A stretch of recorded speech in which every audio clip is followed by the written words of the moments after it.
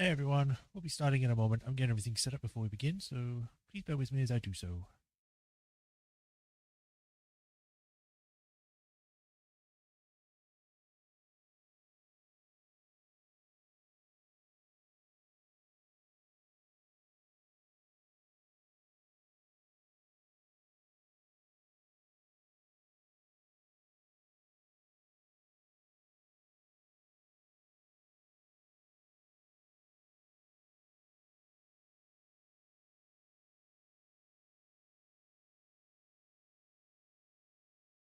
Okay.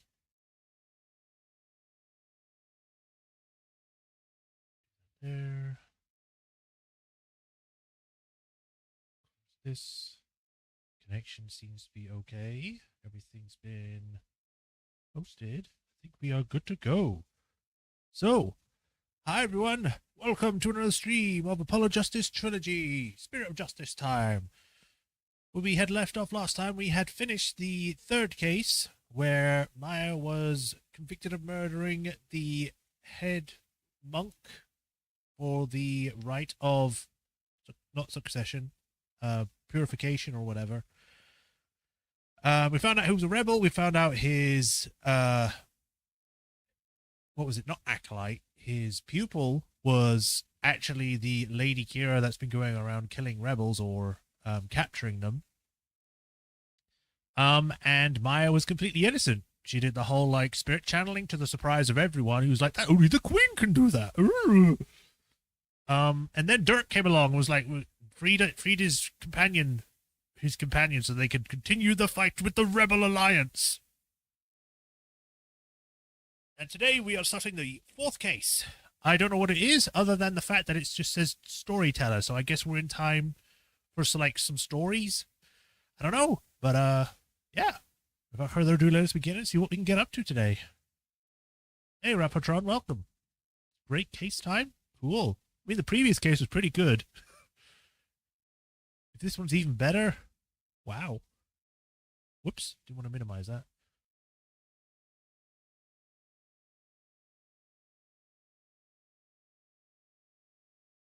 Get big, Apollo Justice Trilogy window, thank you.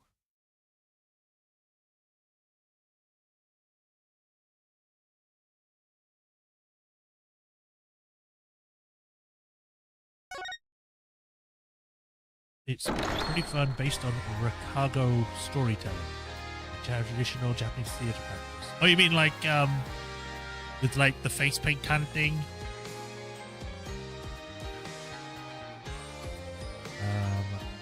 Here. Or is that Kabuki? That might be different. Anyway, sales have picked up everything showing up. We're good to go, so let's go. Load game. Day 1, trial day 1. Wait, what? Trial day 1? Shouldn't be investigation?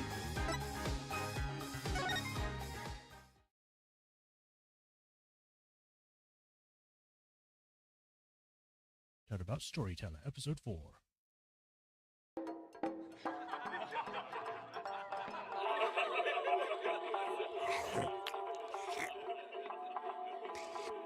Only 2 parts? Oh. 3, 4, 5, 6, 7, 8. What time is it? It's 9, 10, 11.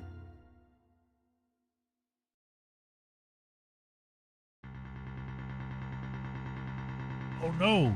The imaginary noodles that he wasn't eating have now covered his face. Shisho's dead. No, do you think he did it? Oh no, if he did, then what would we do? Hey, put us all together! Don't worry, I have an idea!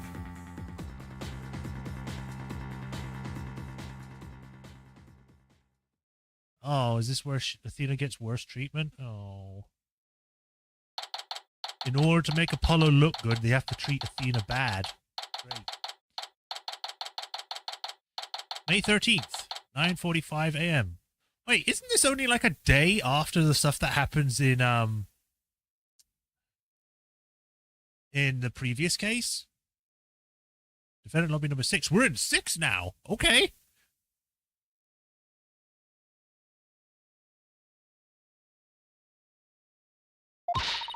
What the heck? Oh, this is Athena. What the heck? Who brings the defendant to his own trial late? Plus, the request was so last minute, I didn't even have a chance to talk with my client. He's late. He's late for a very important date. Oh, we're at Alice in Wonderland now. My name is Athena Sykes. Armed with analytical psychology and a full arsenal of legal know-how and the power of my fists, I'm a fully competent defender of Right Anything Agency. I wish my client would show up already. The trial's about to start.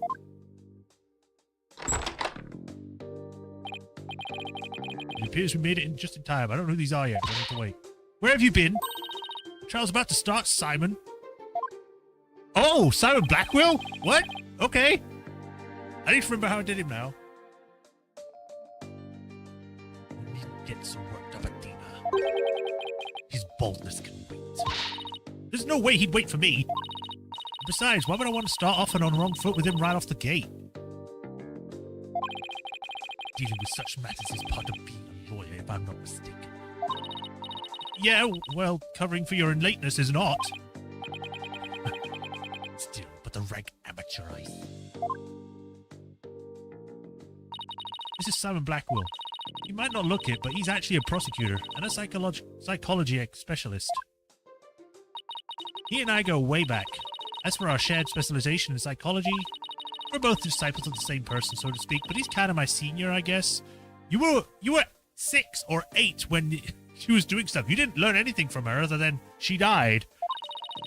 But twisted sense of humor, no. I wish he'd stop treating me like a child all the time. So where's right Dono and justice Dono? First, fun fact, in the first bad ending of Dual Destiny, he dies. Yeah, I'm pretty sure. Everyone dies. Mr. Wright is abroad, and Apollo is helping Trucy with her magic show. Oh my God. I'm sorry, Trucy. I'm sorry, Athena. I'm too busy helping with a magic show to do anything important, like defending a person. What do you mean I'm a lawyer? I'm a magician assistant first. Didn't I tell you? They're what? So neither one of them are here, leaving you to take this on our own. Yep. Gods. Pull right Dodo back. It's not too late. Oh no, not too late at all. You would only need to know about how to teleport. Very well. Then I shall settle for justice, Dodo. Go grab him by the horns and drag him here. Apollo is literally in the middle of a show, Simon. You may not want to admit it, but I got what it takes to take on this case. I'm actually surprised she's calling him Simon. But I think before, in the previous game, she only called him Blackwell. Or his full name. I think they all did. But I guess it's just to show they kind of gotten closer after the whole thing. Just leave this to me and go watch from the gallery. As your defense derails in spectacular fashion. No, as I win the heck out of this trial.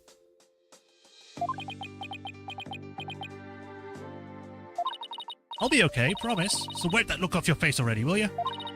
Anyway, I'm gonna take this guy from behind you is... I take it the guy behind you is... Phrasing, I said the wrong words, but they came out correct? Yes, he's your... He's asleep again. Oi, Bucky, wake up. Oh. Oh, God, is this like a country person? What'd you do that for, Simey?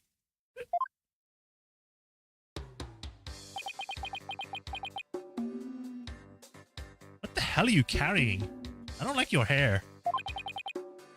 Huh? Who's this yellow shikadi? He looks more drunk than actually like from the country. I think he's just drunk. She is your lawyer, such as it were. I'd say she's more green than yellow, however. Lawyer? She sure doesn't look like it, does she? Is she like your fellow apprentice or something?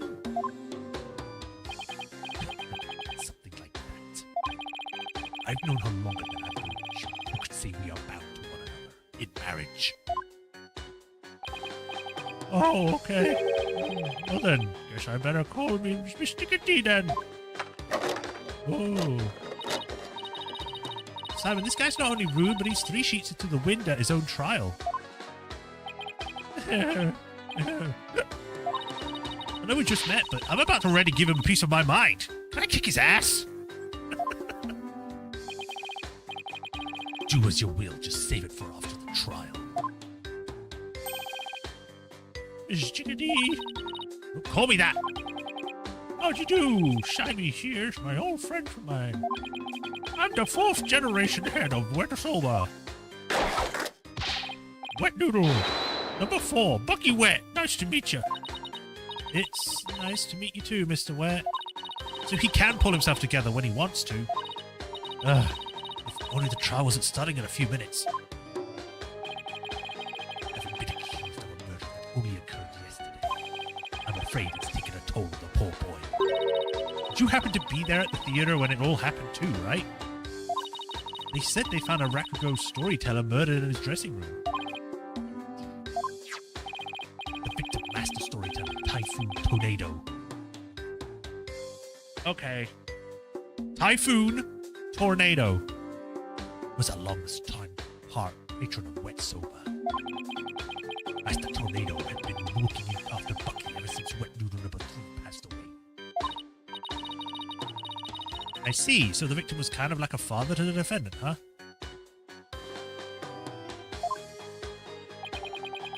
That stupid old fart like a father? No way, he's always dishing out my sober. How dare you speak ill of him? Why is that a question? That should be an exclamation point rather than a question. Running your mouth like that is why they suspect you of murder in the first place. Now pull yourself together, number 3. You must be rolling in his grave. Berkshire! The police! None of them believes me. I want this to me. Looks like he's still in shock from the whole deal. Don't worry, Mr. Wet. Everything's gonna be alright. I'm gonna defend you with everything I've got. You're in good hands now. How is this the first time you're meeting your client? How are you supposed to know if you believe in them or not? Like, this is the first... Literally, every other time, Phoenix, Apollo, even Athena has met the client before the trial. And you're only meeting him now, and you're gonna defend him? You didn't get the chance to see if he was true or not, if he's not actually the killer. You mean, you believe me, ma'am? Of course, no matter what, I'll believe in you to the very end. Gee whiz, Mr. K. Come on, I need you to shape up. Just like those old al dente noodles of yours. Yes, ma'am. My sober is the freshest. He's dead. Mr. Wet! Bucky, you great big pillock. So, how exactly do you know this guy?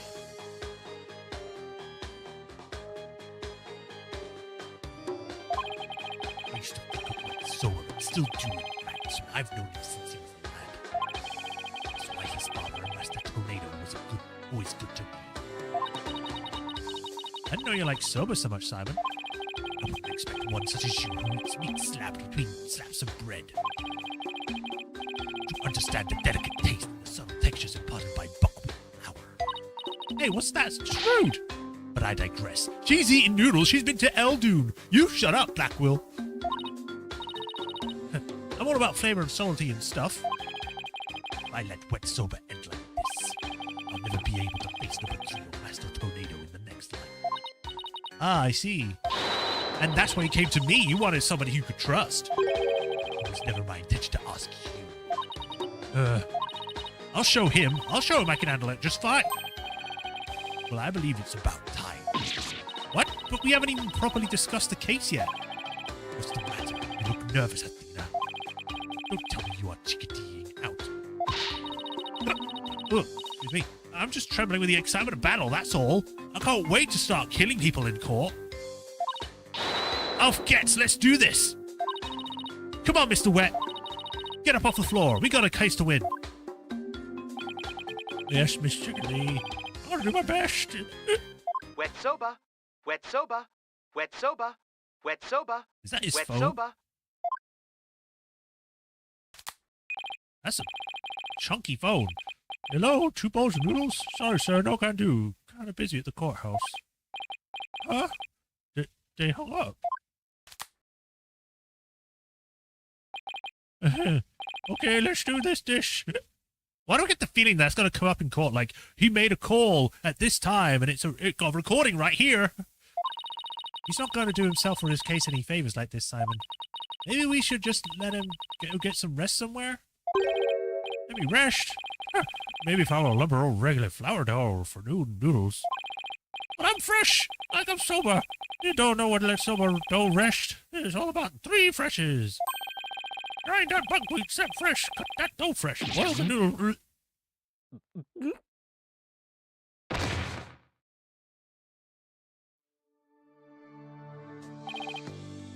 He's blacked out.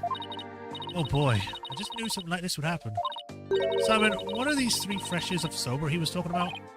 First, oats are ground to make buckwheat flour.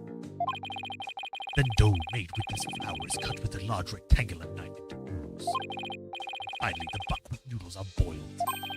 Each step is done immediately, one after the other, so that the sober is fresh when eaten. How old is he? I don't know, do we have his stuff yet? 29? Down like my senior, I guess. 70! Okay. 55 years, who serves for sober-based routines. He has 2 disciples under him in his troop. 2 disciples! Where's the other one? He's 20.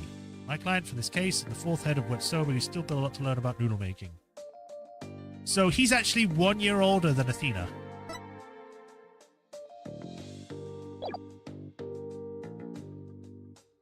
Sober is fresh when he... Oh, so that's what he meant. I wouldn't want him to make any sober right now, though, that's for sure. Athena, this is no time for idle chatter. You need to get into that courtroom now. Just remember, as a prosecutor, I will be unable to lend you a hand. So don't expect any help from my quarter. There you go, treat me like an incompetent again. For your information, I wasn't planning on asking for help anyway. Just you wait, Simon, I'll show you. You know what, it's funny, I like playing Athena because I'm just so more like, putting more emotion into what I'm saying. Because it's Athena, she's more emotional.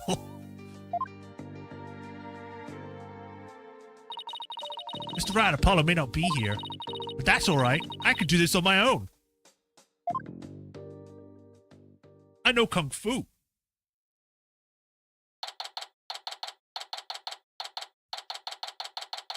May 13th, 9:50 a.m. Now, you say that he might be too young to drink. However, depending on where he is, he may be actually old enough to drink. Because some places, well, in the UK, you're old enough to drink when you're 18. I think in Japan, it's the same. I think. I'd have to look up on that. And I know that some states in America are also 18. Not all of them. Most of them are 21. But I know some states are 18. So depending on where he is or where they are, it's supposed to be Japanifornia, so I guess California rules. Let me check on that. California drinking age. 21. Okay, so yeah, he would be 1 year too young in California. What about Japan? Japan drinking age is 20. Why 20? That's such a weird number to go for. Yeah. Okay.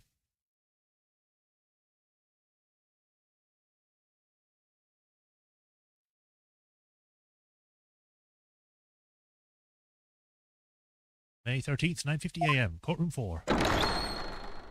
It's the judge again. All rise. What are you doing back here? I just saw him. I'm like, what? Court is now in session for the trial of Bucky Wet. The defense is ready, Your Honor. The prosecution is fully prepared, Your Honor. What's this? No prayer this time, prosecutor somebody. That is correct, Your Honor. To expedite these proceedings, I completed them beforehand in the lobby. How very thoughtful of you. By the way, what brings you back to this country? Chief Prosecutor Edgeworth himself called me to handle this case because, you know, He didn't want to do it himself. Besides, I have a debt to repay. I thought my opponent is yet a callow thing. I have no qualms with sending her down to hell. Objection! If you have a score to settle, it's with Apollo, not me.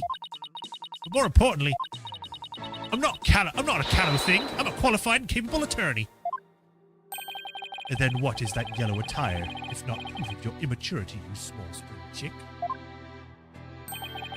And now cease your shrill chirping. Now, Prosecutor Smarty. She is still only a teenager. Please go easy on her. She's an adult, but sure.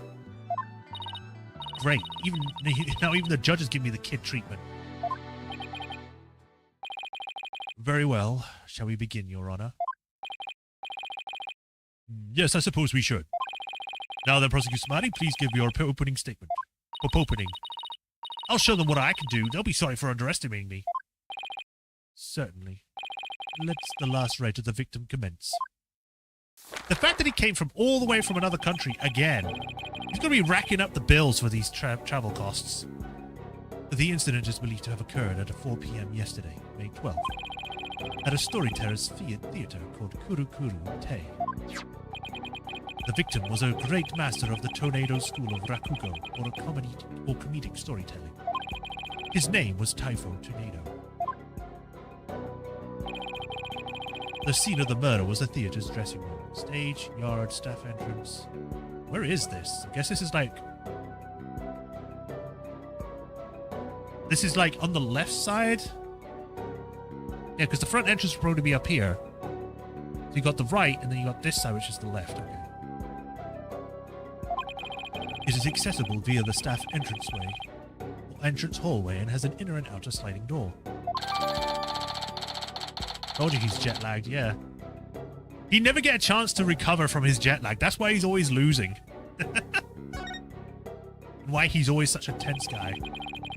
The estimated time of death is between 2 p.m. and 5 p.m. What's all this white stuff? Flour? Why is it everywhere? The dude needs to clean up after himself. Was he playing tarot cards? The fact that all of this is on the floor makes this really Japanese. And an old CRT TV too. Jeez. Cause of death is suffocation, though how the victim suffocated is yet to be determined. The thing is, I actually like this case, because the intro didn't show the killer. A lot of the cases before this, even in past games, showed the killer every time. So the fact that we have to try and figure it out, that's cool.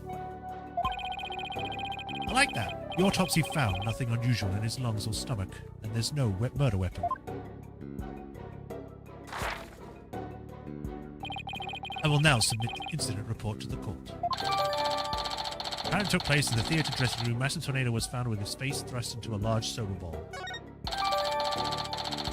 Taifu's autopsy report added to the court record. Well, that's what I'm saying. I mean, in this game, as far as I'm aware, I don't think it showed it for the previous one. It didn't show it for the magic show. So, you know, yeah, it's just been...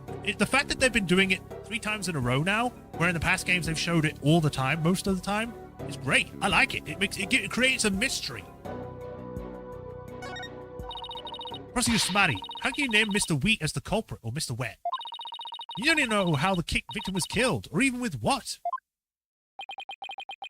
While it is true that the weapon and precise methods are as yet unknown, I forgot that he has like a spectral butterfly when he's in this country. It's weird. He has a real butterfly in the main country, but when he's here, he's got like a ghost.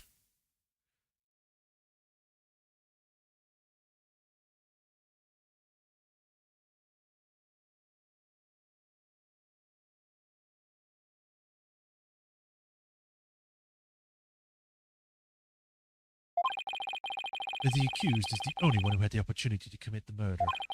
I will explain this assertion in further details as we continue. I guess this means he has some kind of evidence to present. Now, would the accused care to plead his case? Come to think of it, where is the defendant, Miss Sykes? Sorry, Your Honor. But I'm afraid Mr. Wet isn't feeling very well and is resting in the infirmary. Surely it's just the lack of clear conscience that impedes him from facing this court. Great, starting off on the wrong foot already. Mr. Wet is the head chef of a sober shop frequented by the victim. On the day of the incident, Mr. Wet went to the theatre as the victim's request. Typhoon Tornado was a connoisseur of soba, as you can see in these photographs. He has apparently been making soba himself as his dressing room that very day. The soba found at the scene is likely the soba he himself made there. Liking soba is one thing, but making it in a theatre dressing room's a bit much, no? Even in her mind, she's speaking foreign words that she's probably using wrong. But no is the right one. Master Tornado truly had a passion for soba, didn't he? For a man like that to be murdered by a soba chef is simply unthinkable. And yet the accused had ample motive. For in the victim's safe we discovered the deed to the accused's shop. Mr. Wet was to inherit Wet's soba when he lost his father recently. However, it is believed the victim stole the shop's deed during the transfer process. The prosecutor believes the accused killed the victim in order to get the deed back. Oh, okay. Murder over the deed to a shop? That does sound like a plausible motive. Sure. So that's what this case is about. I wish Simon had filled me in a little better. Could have contributed more than just 1,000 buckets of cold sweat if he had. Yes, defense. From your demeanor, I gather you know very little about the details of this case. Well, you see... You are dishonoring the soul of the victim by appearing in the courtroom unprepared. You are an embarrassment to your profession, you putrid egg yolk. Hey! I'm sorry. Apollo's a red pepper, and now I'm an egg yolk? We've only just started, and I've already been demoted from Trent Spring Chick. I'm ready to call the witness, Your Honor. And it is this here butterfly. Let us listen to the words of one who was present when the crime was discovered. Someone who was there when the victim's body was found? Is it going to be Simon? Very well. Witness, please take the stand. Boots. I knew it was Simon. Witness, please state your name and occupation. Simon Blackwell, prosecutor. Prosecutor's Blackwell? You didn't tell me you were going to take the stand. There simply wasn't time.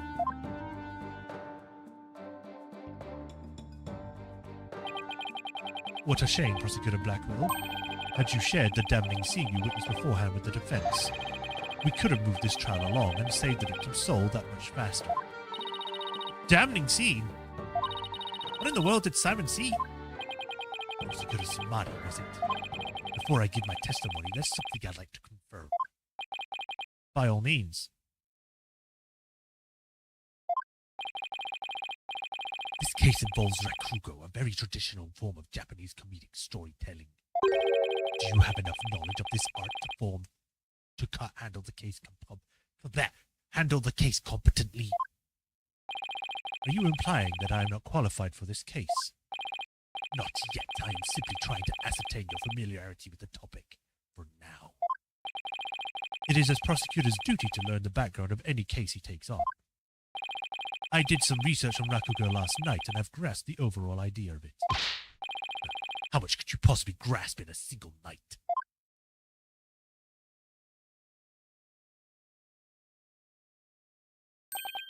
Rakugo is a form of entertainment storytelling that originated in the land of Japan. In it, the storyteller sits alone on the stage with only a fan and a towel as... And the rakugo artist tells long, whimsical stories, giving each character a distinctive voice. This traditional art was originally invented by monks to make sermons more interesting.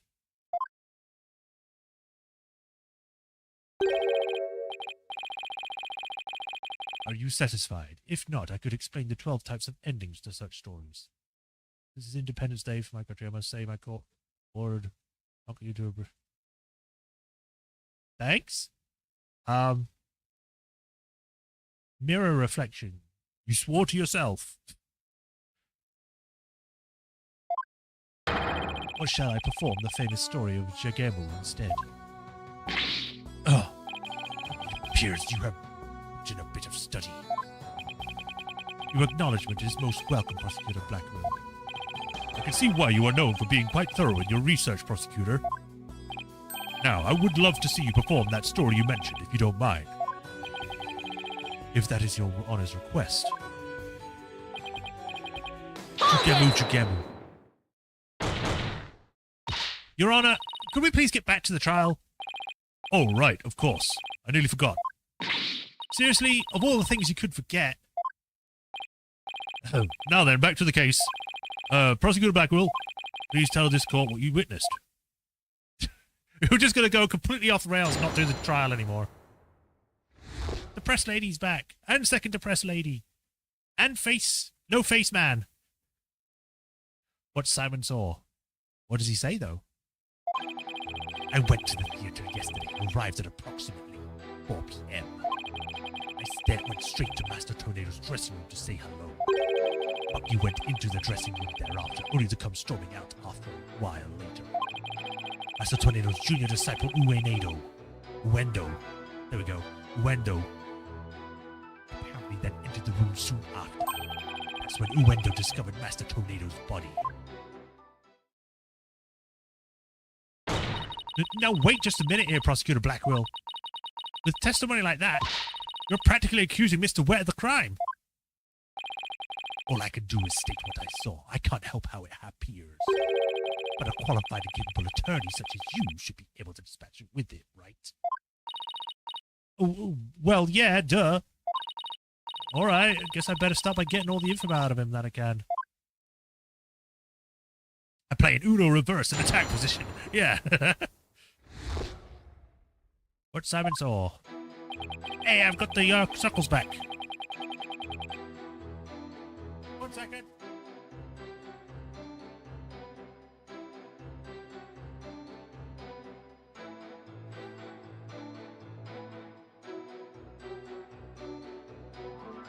All right. Hold it! Prosecutor Blackwell, what did you get into the theater in the first place? I went because I had received an invitation from Master Tornado. Here, see for yourself. Oh. It was a special show commemorating his junior disciple Uendo's promotion. Tornado time! It's tornado time! It was also an occasion to announce that the boy's succession to the stage of Uendo 2, or the second. So what does it mean to succeed to a stage name? No, you really don't know, do you? In the performing arts, a name succession is when an artist inherits a predecessor's name. I see. So there was another Uendo Rakugo artist before, and this disciple succeeded him, huh? And what exactly did your invitation say? It contained a simple letter of salutations and an outline of the show's program. Oh, it appears Typho Tornado was going to perform Toki Soba or Time Soba. Is famous for his masterful pantomime of eating soba using only his fan as a prop. And Uendo was to perform Soba Sei, or Soba Glut, a Soba-themed show, I see. Seems you know a thing or two about your Rakugo yourself, your boldness. The first to perform was the senior disciple Geiru, followed by Uendo. And lastly, Master Tornado. Interesting. Okay. I see. So that's why you happened to be at the Storytellers Theater yesterday. So what happened after you arrived? Toki means time. Right, let me read this. Inside the envelope was a ticket to the show and a letter from the victim. The victim, or the letter, contained a simple greeting and a rundown of the show's program. Geiru was to perform her balloon act. Her balloon act. Is this... I'm gonna hold back on that just in case I am right, because I want it to be a surprise if it is. The Uendo was about was to do his sober glutton routine, and finally Master Tornado was to perform his time sober routine. Hold it! And how did Master Tornado appear when you said hello to him? I went with the intention of meeting him, but ultimately we didn't actually meet. You didn't see him? Why not? Who escorted me to the dressing room, but we heard the sound of Rakugo being performed from within. Thinking the master was rehearsing, we decided to wait in the hall until he was done. You heard Rakugo being performed in the dressing room? Yes, not just me, but Geru as well. In other words, you can confirm that the victim was still alive at around 4 p.m. Correct, I couldn't hear him clearly through the doors, but I'm sure it was Master Tornado. I could tell because it was the time sober routine being performed in there. Me. Huh, so that means the victim was killed sometime after that. Bucky went into the dressing room thereafter, only to come strolling out a while later. I've already read this. Hold it! Please tell us some detail. I missed where it appeared at the time. Daryl and I were waiting in the hallway of Master Tornado to finish practicing. When Bucky appeared and entered the dressing room with his things. What happened after that? We heard what sounded like Bucky shouting inside the room. About 10 minutes later, Bucky came out of the dressing room rather irate. It's almost likely when the murder was committed. But the victim was an elderly man. It would have been entirely possible to kill him within the span of 10 minutes. Yes, but wouldn't that mean that he would show more relief than agitation? Because the guy would be dead. Like, finally, he's dead, rather than, he's dead. I'd better come up with some kind of counter-argument and fast.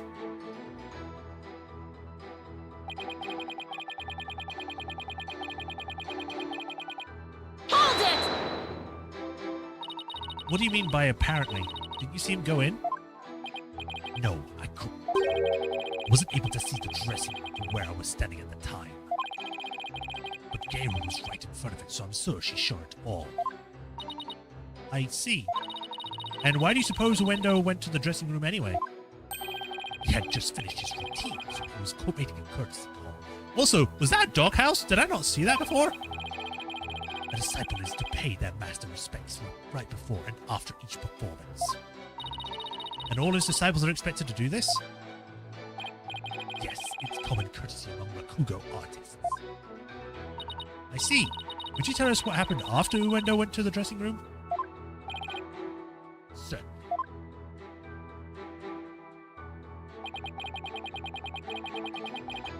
Hold it! And how did Uendo act at the time? After Uendo went and been in the dressing room for 2 or 3 minutes, we had heard a scream from inside the room and Uendo came flying out. Did you happen to hear any signs of a struggle at that time? No, just Uendo's woeful scream. I see.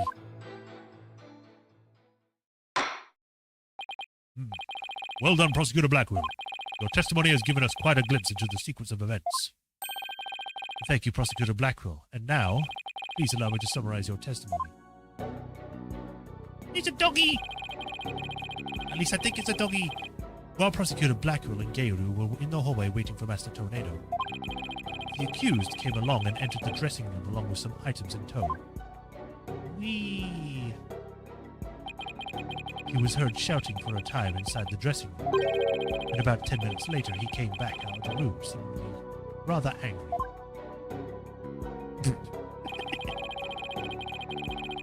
A short time after the accused had come and gone, Uendo Tornado went into the room. After a few minutes later, after having discovered the victim's body, Uendo gave a scream and came running out into the hallway from within.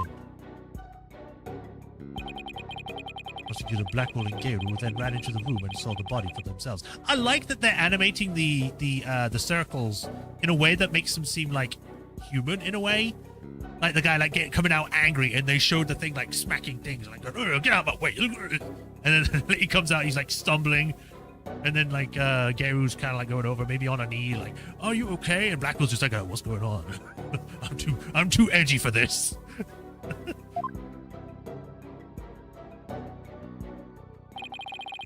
From the circumstances, it is quite clear that the accused murdered the victim. This is crucial testimony indeed. Eyewitness account of the time of the incident. Defense. An eyewitness has given a conclusive testimony. Why not let it all go now and allow the victim his last rites? Dude, can you stop? Not all in your life. If Uendo went into the dressing room too and was the first to discover the body, then who's to say he didn't commit the crime? Uendo was in the dressing room for a mere 2, perhaps 3 minutes. He could not have possibly committed murder in that time, nor without making any noise. Ooh, Simon, why do you have to give that awful testimony? It's funny because it's like Apollo and Wright. Oh, just tell the truth, even if it's bad. We'll find a way to turn it round. Athena's like, why did you tell that bad testimony for? God. Prosecutor Blackwell, can't you give me something a little bit better to work with here? Then it's up to you to ask the questions. I'm certainly willing to tell you all that I know. So if you truly are as capable as you claim, then draw out what you need yourself. Why does it feel like Athena's gone backwards? Because she was quite capable in the previous game, even when she was having her traumatic flashback moments. There's no need for you twisted games, Prosecutor Blackwell. Just admit you don't remember it all that well.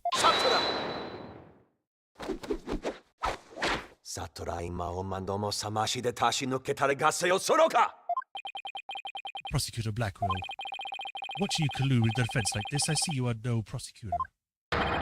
Begone, witness, you shall haunt this sacred hall no more. How dare you treat me like some evil spirit to be exorcised? I'll remember this, you blackguard, or blackguard. Don't worry, Prosecutor Blackwell. I've got this. Colluding with the defense. Providing testimony and answering questions. That is colluding with the defense. Right. Would I have my way, he would not be the only one here to step down. You half-boiled putrid egg yolk. Ew. I'm into the notion that I'm a gooey, smelly mess.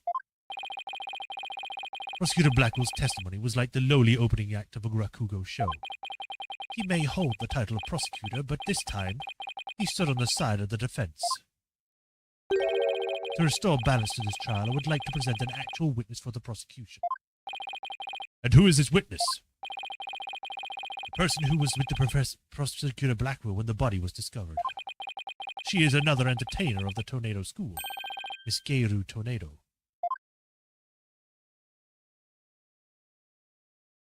Shoes.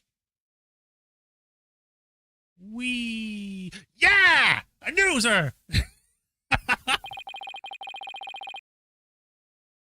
Please state your name and occupation, witness. I've got to figure out how to do a voice now.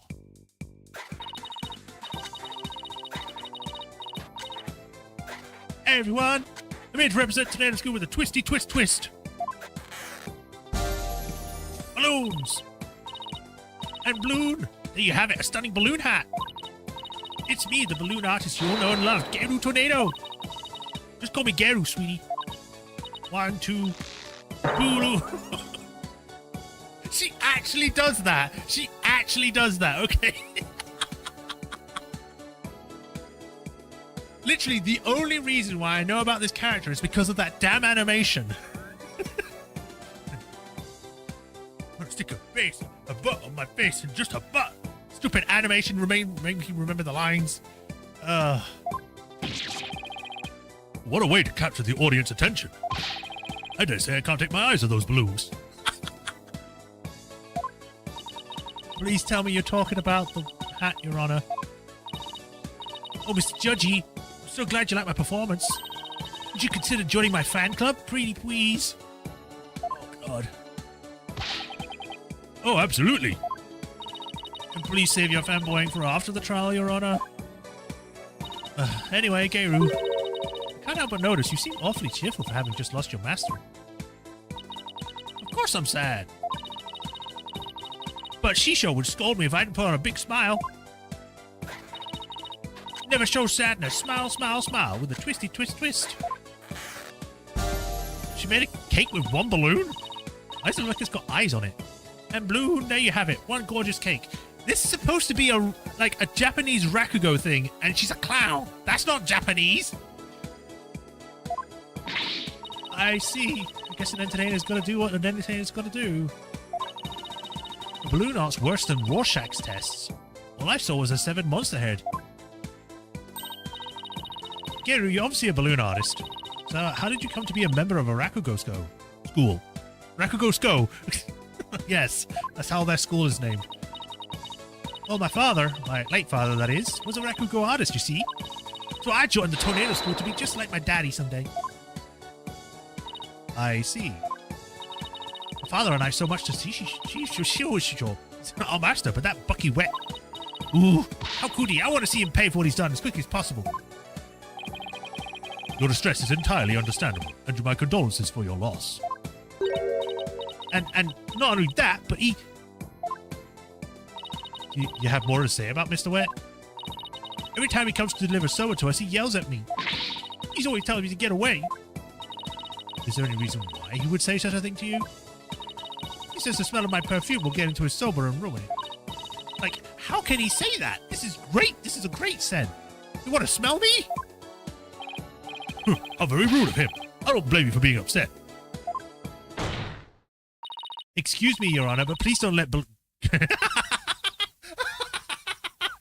Please don't let Geru's balloons bias your judgment. Mr. Wet's haven't been proven guilty yet, remember? It'll be interesting to see how long that fire of yours will last, offense. Now then, Geru, please share the truth with this court. Yes, Geru, your testimony, please. I'm gonna watch the animation after this. Again. God.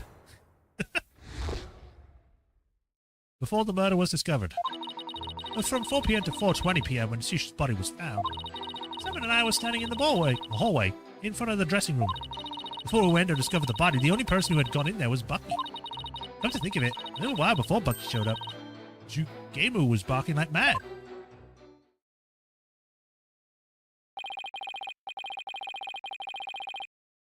Prosecutor Blackwell, do you have any objections to the witness's testimony?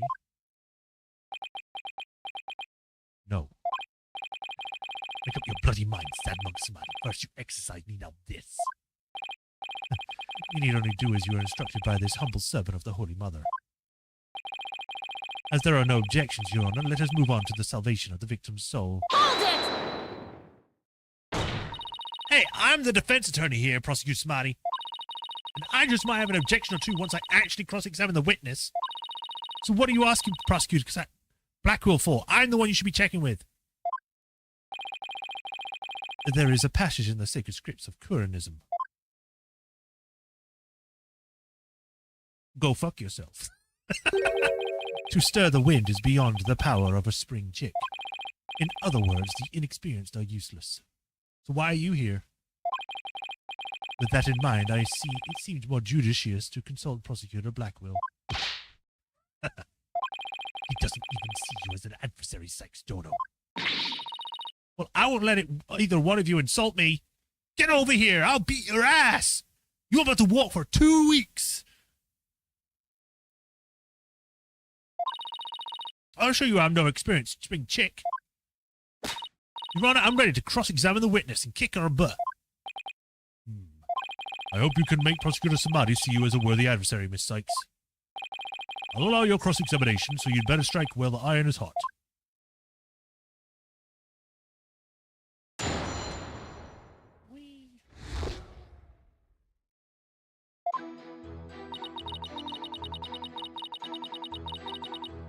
Random thought, but I wonder if she sticks balloons down her top. She's actually a lot smaller. These are actual balloons. Hold it! So the murder must have happened sometime in those 20 minutes, correct? But 20 minutes isn't a lot of time, is it? I don't know. I mean, what do you want me to say? That's what happened, you know? Isn't that right, Simon? Yes, Gero and I can both confirm that the Master Tornado still lived around 4 p.m. Oh yeah, you can, can't you? See?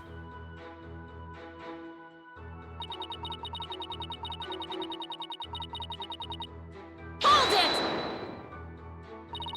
The fact that the two of you were there in front of the dressing room means you were able to see everyone who went in and out, right?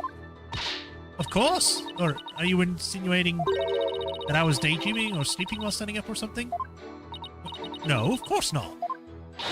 I saw everything, I tell you. Fine. So you say anyway, but did you really?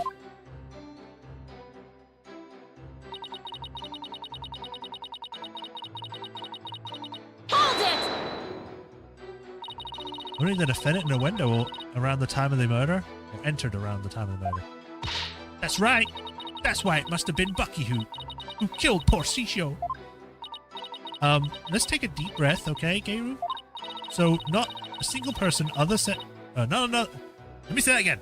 So, not a single other person set foot in the dressing room during that time? I already told you over and over, didn't I? There was nobody else. I apologize on the lawyer's behalf. Even her memory is that of a spring chick's. Please overlook her transgression as best you can. Oh, I see. Poor thing. Hang in there, sweetie. Hey, who are you calling a bird brain, buddy?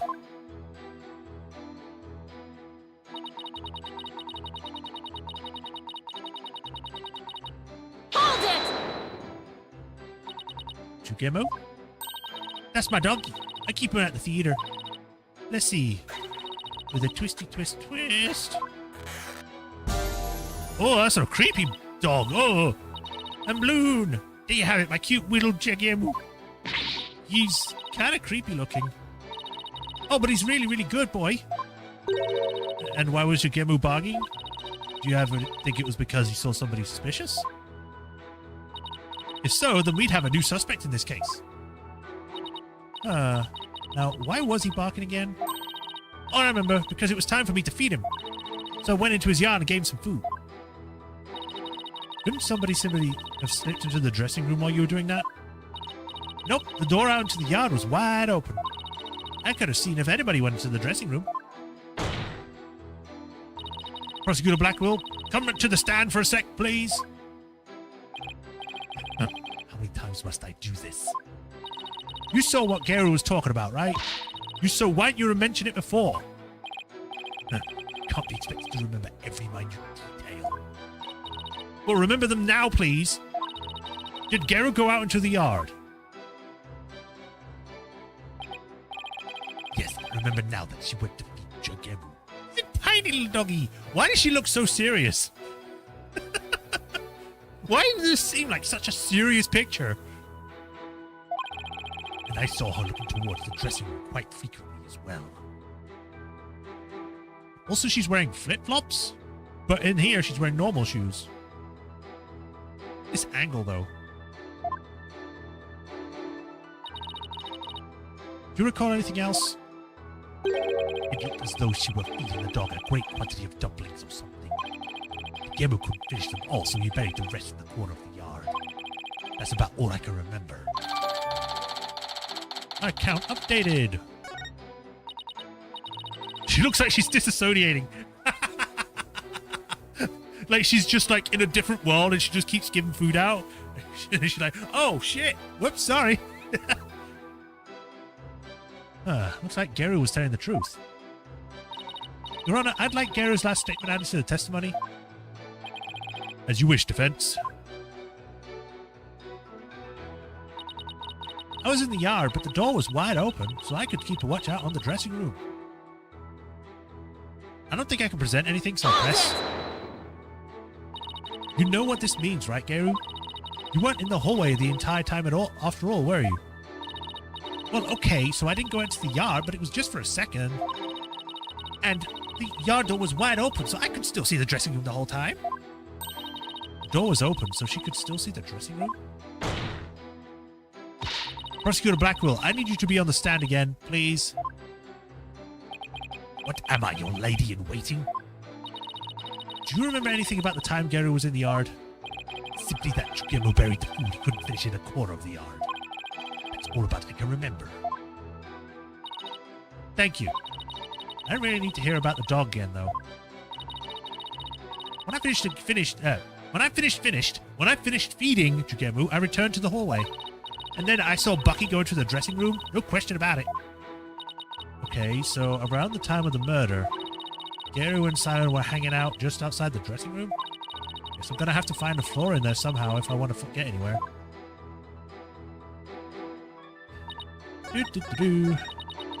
Right, let's have a look what we got.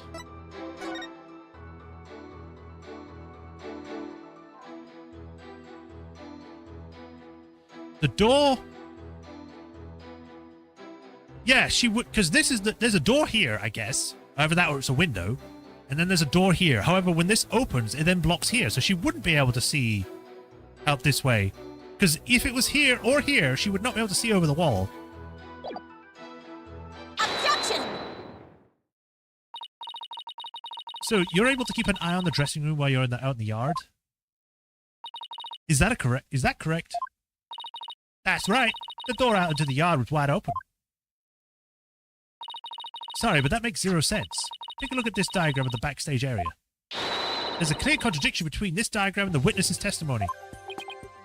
Oh? I'm afraid I don't understand, Miss Sykes.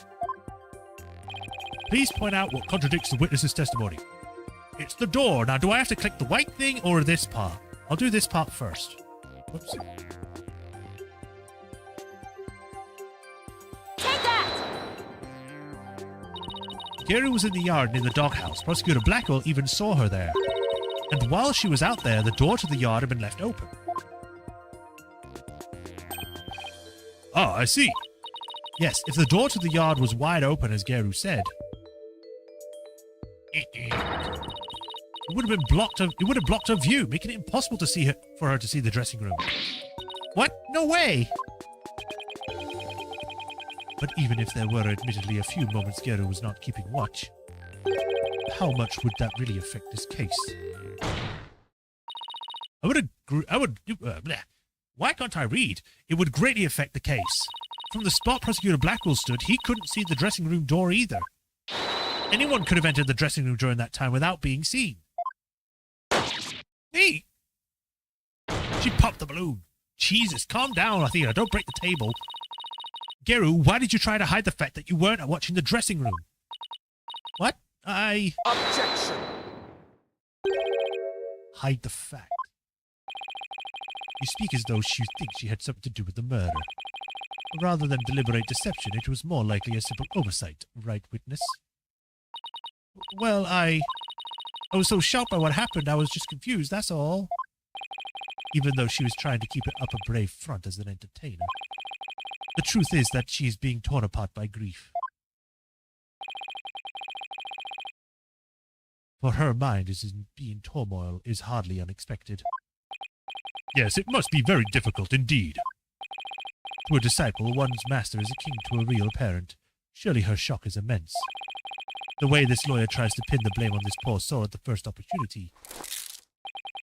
All I can say is, the defense attorneys are heartless creatures indeed. But that wasn't what I was trying to do. Is it beyond your comprehension, defense? Your unskilled argument is scarring this witness even further. And if we asked the people in this courtroom, I'm sure they would agree. What? The gallery doesn't get a say in this?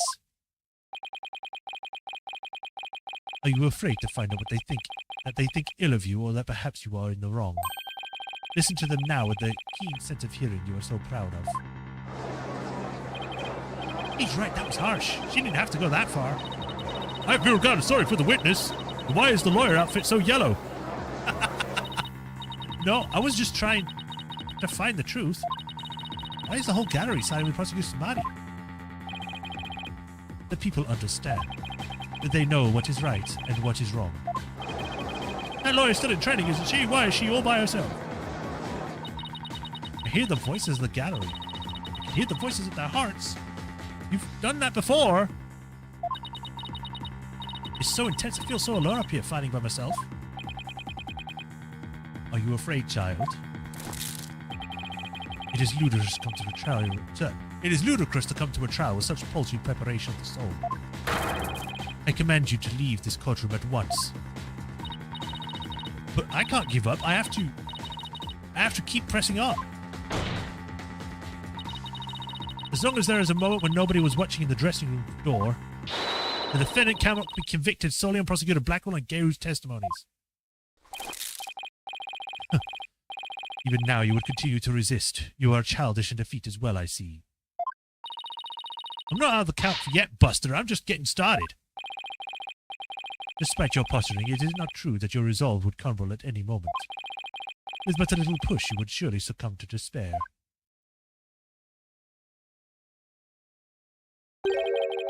A little push, such as with this piece of conclusive evidence. Conclusive evidence, huh? That is correct. We found a critical piece of evidence at the scene of the crime. The victim's dying message, which clearly implicates the accused, Bucky Wet.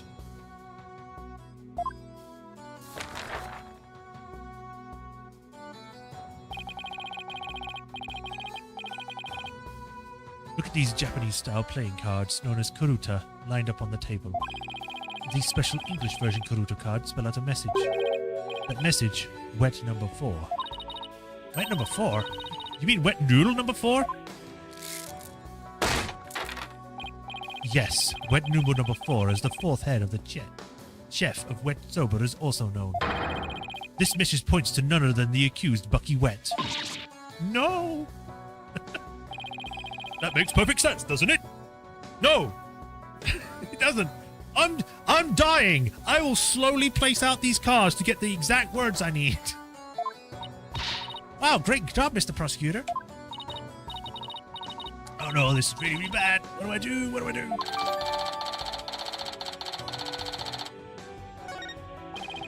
Would you still carry on your futile fight in the face of the irrefutable evidence? You can say whatever you want, but we won't know until we... Is it cruel to give the accused false hope? It would only compound his suffering. Wise people of the courtroom, do you not agree? He's right. It's cruel to make him suffer when there's conclusive evidence. What an incompetent noob. I feel bad for the victim and the defense. What a noob. What? But I'm trying to prove Mr. Wet's innocence here. I know you can hear in the defense. Their voices implore you to save the accused soul. It is time for you to let it go and move on, you inexperienced lawyer. You lack the competence to accomplish anything meaningful here. Is he right? Is this too much for me to handle on my own? Athena! You handled other cases on your own. What are you talking about? What good is she doing to anybody? She should just quit right now. Now, defense, leave everything to this humble servant of the Holy Mother. Silence!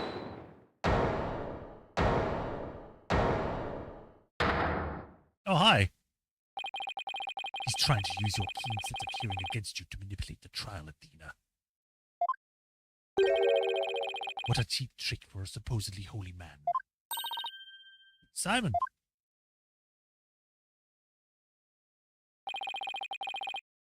And you... What the hell is this word? And you fop doodles in the gallery. Can't a man watch a trial in peace? This inexperienced amateur is about to turn the trial around. Does that prosecutor really think she can turn things around? The courtroom is starting to change. Prosecutor Blackwell, what are you doing at the defense's bench? I grew bored of watching from the gallery. I had enough up there with the plebeians. I want to be here in the court. Besides, I would lead this trial to this spring. Lose my faith in sober shop in the process. I will be quite cross. Involuntary sand on the side of impurity and sin. Truly, what a fool you are. Wow, side profile Simon. Jeez, that was a smooth animation. What the hell? Okay. To think you were so easily manipulated by his palm tricks. Whatever happened to qualified and capable Athena? I just let my guard down a little bit, but it won't happen again. Then gird up your loins and steel yourself a battle. I'm not laughing about loins. You are. I'm not girding up for any... Why are you going there? I'm not girding up anything in this skirt. But I'm ready to get serious. It seems there is yet another soul I must cast down into hell. I was in prison for a long time. And hell sounds no worse than cell, to be honest. But the fires of hell will not be the end of your suffering. For the sin you have just committed, you shall surely be reborn as a panda in your next life. Can we have it? I'm just imagining if, like, Blackwell's just not going to take any of his bullshit. Like, he's trying to say something, and he's just like, yes, your soul will be enough. I have nothing to say to someone who believes in some fetid bureaucracy religion or something. You know, he'll probably come up with something better than that, but, you know, that'd be funny. A white and black reverse panda, that is. And you shall be put in a zoo to be exposed to public ridicule. That will work on Prosecutor Blackwell. After all, he's already used to looking like a panda in this life. Who are you calling a panda? Sorry. I see that you are both prepared to face the fires of damnation.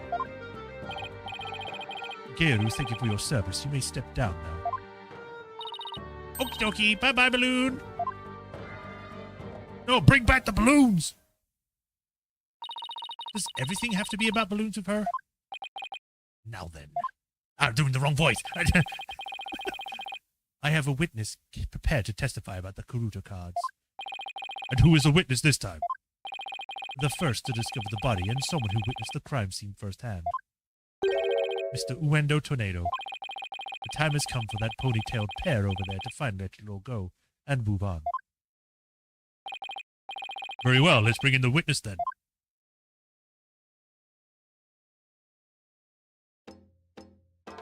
What the hell? Oh, hello. Witness, please state your name and occupation.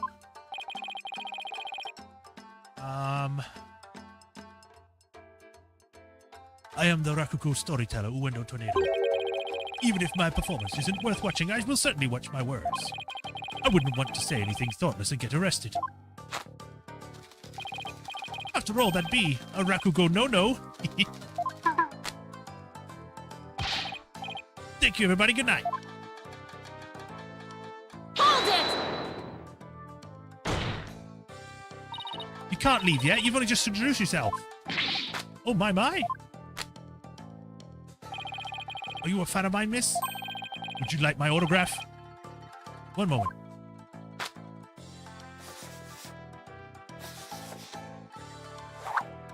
Oh. Ow! What do you think you're doing? No need to stand on ceremony. My fan deserves a fan, after all. A fan for a fan. Nice one. Oh, why, if it isn't Simon. How are you on this fine day, sir? Quite a dilly of a pickle we found ourselves in, wouldn't you say? I don't believe I have ever seen you talk quite so much, Uendo. I never performed in a place like this, you know. I got butterflies here, can't you see? Why do I always get the weird ones? Pardon me, witness. As much as I enjoy your banter, I believe we had better return to the case at hand. I suppose you're right. In that case... I was promoted to Futatsumi yesterday and received the stage name of Uendo. The show was our way of celebrating my new name and middle rank standing. And then that happened. I never dreamed something like that happened, not in a million years. And just as I got my chance to start repaying my debt to Shisho too. Yeah, plus I'm worried about Geru. The way she clung to Shisho, poor thing. I know how to keep her stiff off her lip. Why are they using British terms now? He's just like, you will awaken, old man. Stiff like a rigor mortis. I keep telling those lame jokes and Shisho will come scold you for your grave. I wouldn't mind getting yelled at, you know, if it meant seeing him again. Uendo, please. As charming as your various characters are, this isn't a Rakugo stage. Well, let us hear your testimony now, witness. Tell the court about the evidence left at the scene, the proof of the accused's guilt. I'm going to be putting my voice through the ringer today with this guy, like Jesus. If I've got to do a different voice each time he takes on a persona, God.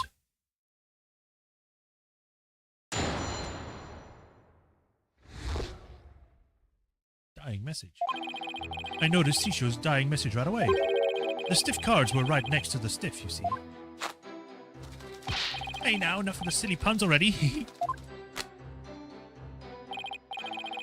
Anyway, I got the meaning right away. I knew he must be talking about Bucky.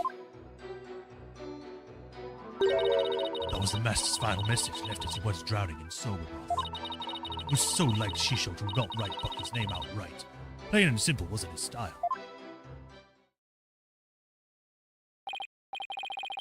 Well, certainly was a more entertaining testimony than usual. The variety of characters performed by the witness was absolutely splendid. But he shouldn't be performing any characters in the first place, Your Honor. Innuendo, the murder weapon hasn't been determined yet. So how can you say that the victim was drowned in sober broth? It's obvious. All you have to do is look at the crime scene. He was fond of the face shoved in a bowl. Oh, he was found. He was not fond of it. It was only natural to assume he drowned in the broth for the noodles. Except we're not here to assume things, Uendo, so please stick to just the facts. My, it's not like a sober chef to kill someone this way, wouldn't you say? And with the Khu'rain message he left behind, it's clear Bucky Wet did it. Setting aside the issue of murder weapon for now, that dying message certainly does seem to be irrefutable evidence. Indeed, it proves the absolute guilt of the accused. Ugh. Even I've got to admit that I can't see how the message could mean anything else. Bucky used the sober for the deed, all to get back at the sober shop deed. But then why was it still there? This testimony makes Mr. Wet look super guilty. I have to do something. Huh. That's his conclusive evidence. What a farce. What do you mean, Simon? What's this? I thought you said you weren't planning on asking me for help. I did and I won't. Thank you very much.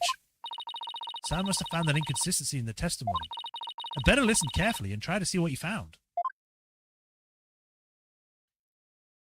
It's kind of cool having prosecutors like Blackwell on my side at the moment. Hold it! Wendo, when you saw the cards on the table, what made you think they were Master Tornado's dying message? Well, it was a coded message right there next to the body. I'm sure anybody would have thought they were there to name his killer. I love murder mysteries and I often watch them on TV. Oh, I see. I saw a similar scene during a murder mystery marathon last Tuesday. That's what made me think this must be a dying message.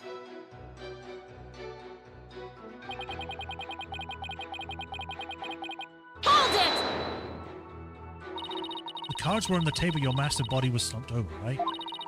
It must have been a surprising calm to notice them at the time.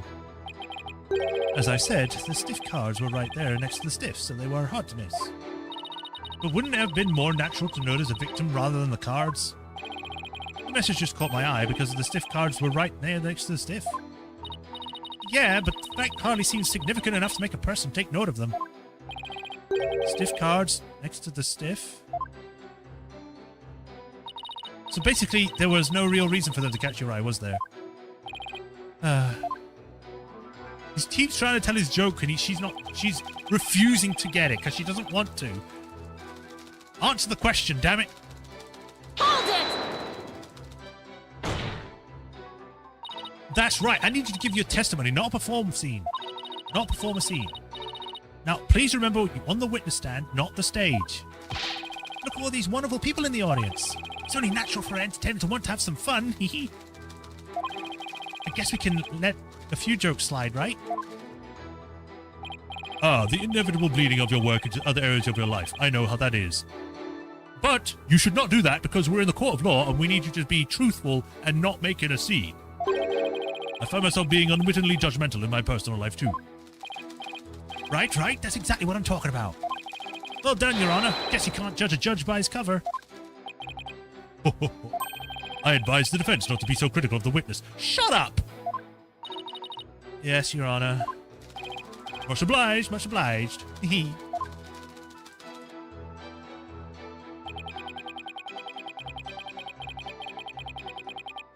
Hold it! The cards do spell out wet number 4, which could be interpreted as wet noodle number 4, I guess. I suppose you took that to mean Bucky wet? There's only one wet noodle around here, and you've seen that giant 4 on his back. Wait a minute, wasn't the wet noodle owned by the made-up thing for the boat guy from the first game? Yeah, he was talking like to his like kids, and be like, "Oh yeah, the wet noodle, take over the wet noodle, Nick," or what was his name, like George or something? "Oh, Sarah, you too, help Nick." Yeah, he stole from Yanni Yogi. Yeah. Except they put a H in it, so it's thematically different in some way, I guess. It's the only interpretation that makes sense. Yeah, I guess so. But wait a minute. What is it? What if there's another wet noodle in the area?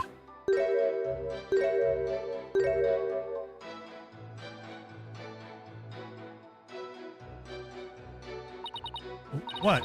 Did I say something strange? He's the sole heir to the shop. So enough of the ludicrous straw grasping. Hey, how was I supposed to know? Just listen to the testimony again and find the glaring inconsistency.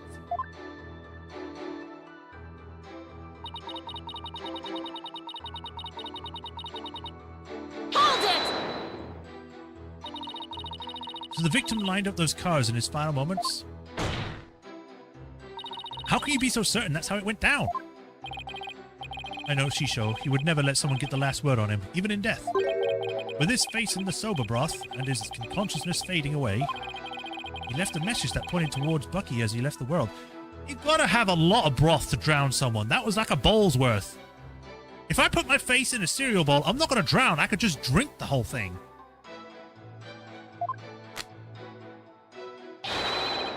It was the only way it could have happened. Wait, the only way? Now you're just speculating. Look, a dying message is something you leave as you're dying, right? I saw a scene like that in the detective show. Wendell, we have a saying in my country, silence is more precious than diamonds.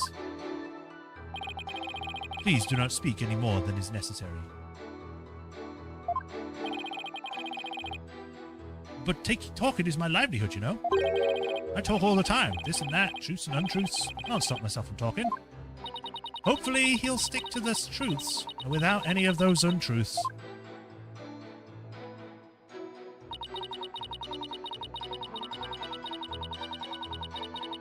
Hold it! But don't you think it's strange? Could a dying person really need such a convoluted message? Even in the throes of death, it was a Shisho's nature to throw in a twist somehow. Truly the consummate entertainer till the very end, don't you think? Was he really that great of a man, Simon? It would have been no easy task, to be sure.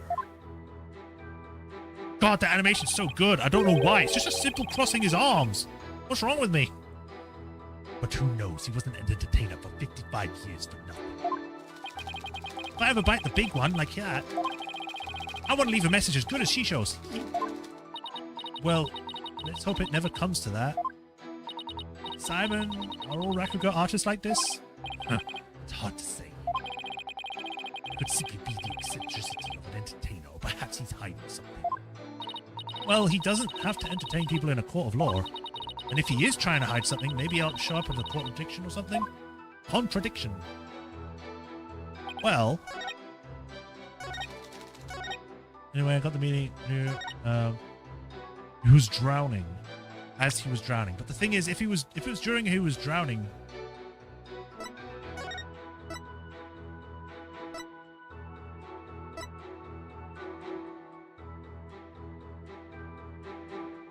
These cards are placed wrong.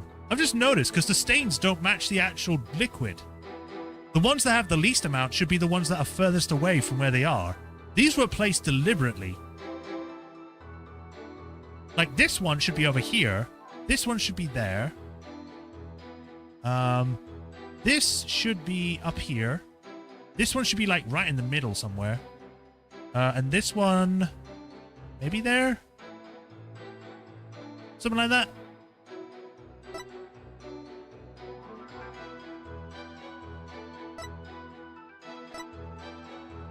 I wonder if that's what I need to present. Objection! Nope. Knock, knock. Who's there? This evidence in that statement. This evidence in that statement. Who? They contradict each other. That's who. Oh my god. That's not even a proper call and response for a knock-knock joke. And what's more, her claim does not even make any logical sense. Your performance merits neither applause nor leniency, defense. That's probably the best one we've had. Everyone's a critic. Cut me some slack.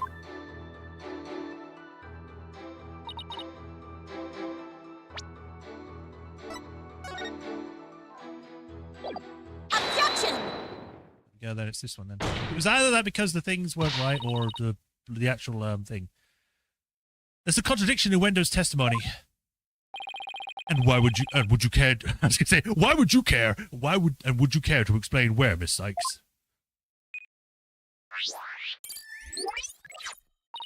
Certainly, Your Honor. According to the autopsy report, nothing unusual was found in the victim's lungs. Oh yes, it does say that, doesn't it? Where'd you get that from? If he had drowned in a bottle of soda, then there should have been sober broth in his lungs. But since there wasn't any, it means the victim was suffocated with something other than sober broth. Oh! I don't even make the noise here, did they? What? This is the contradiction you notice, isn't it, Simon? Bad. Not bad at all. Guess I showed you. Don't celebrate too soon. But if drowning in the sober broth wasn't the cause of death, then what was the victim's face thrust? Then when was the victim's face thrust into that bowl?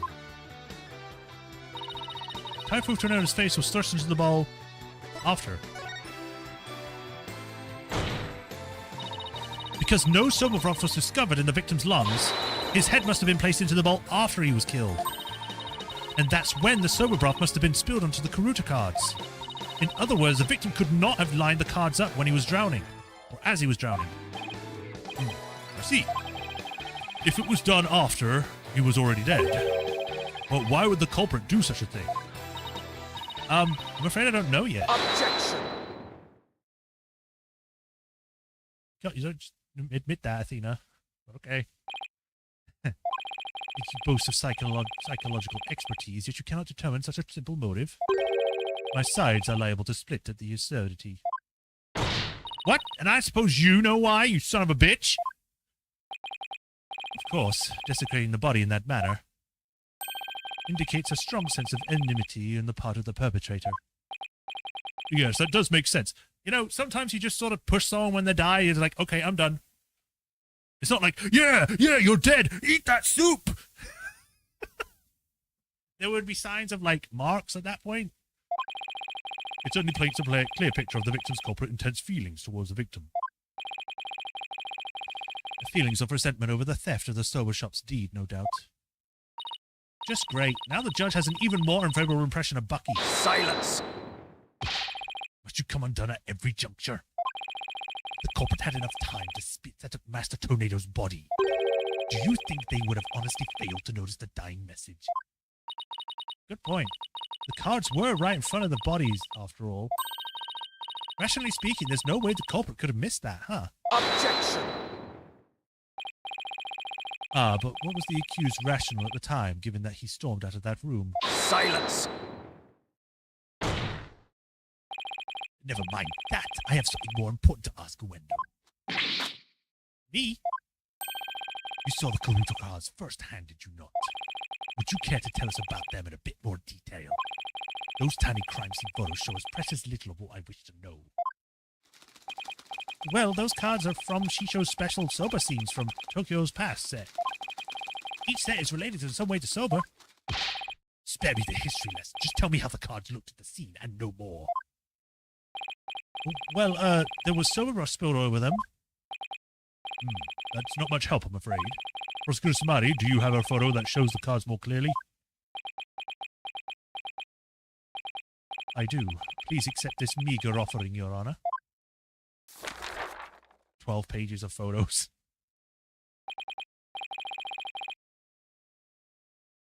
Oh my, what delightfully looking cards. Wavy, hound, equipment, traditional, nostalgic. Ouch! 4. Well. Tearing the prosecutor's remarks had amongst conclusive evidence apart. You please with this. Huh? Don't tell me you haven't noticed. Don't be silly. Of course I have. Not noticed anything, but I can't exactly say that now, can I? Athena, come on! Who are the cards added to the court record? Miss Sykes, you really see a problem with the prosecution's claim about these cards? Well, go on then. Alright, it's do or die. All I have to do is study the picture and... These cards were rearranged. These cards were rearranged. But how can you tell? Please take a good look at these cards, Your Honor. The answer is right in front of us. Where exactly would we be looking, Miss Sykes? Sober broth stains. Please focus your attention on the sober broth stains on these cards. The outline of these stains don't match up with the larger stain on the table. Oh, would you look at that? You're absolutely right. And? Please recall that the sober broth was spilled and got on the cards after the murder, when the victim's face was placed into the bowl. Yes, go on. By the stains, we can see that the culprit deliberately rearranged the cards after that. In other words, the message was altered in order to pin the crime on my client. What? Then, if we put the cards back in their original positions, we can restore the evidence and see who the cards really were pointing towards. That's true. Then what are we waiting for? Let's do this. How did he miss something like this? This is obvious. All I have to do is rearrange the cards so that the stains match up. Let's see. Where was this W card originally?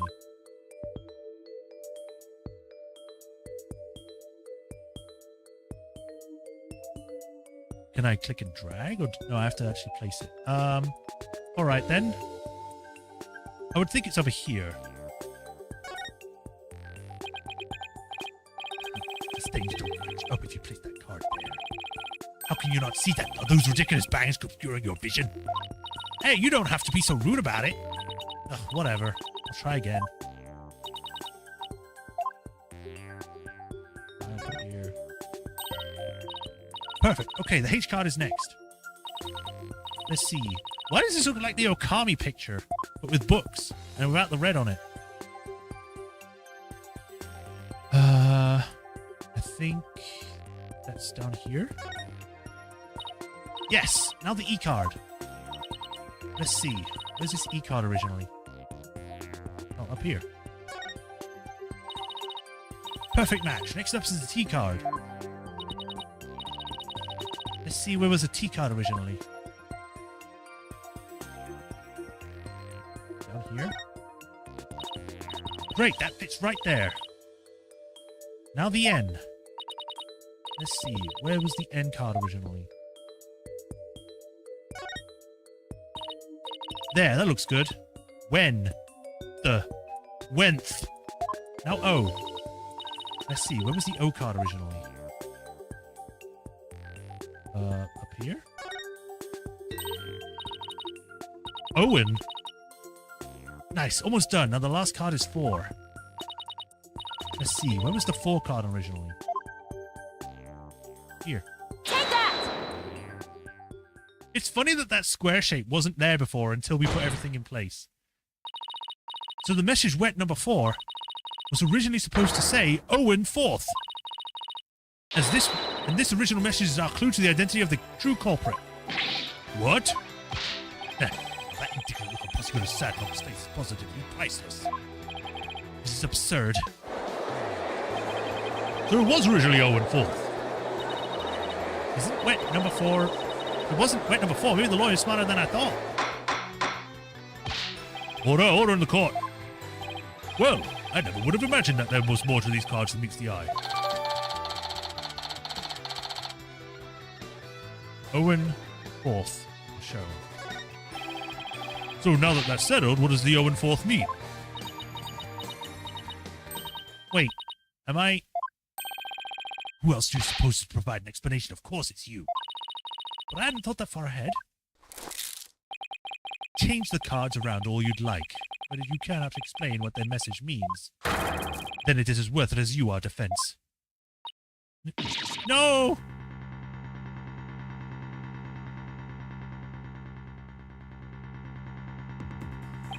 And so the spring chick that fancies itself a graceful swan is brought back down to earth.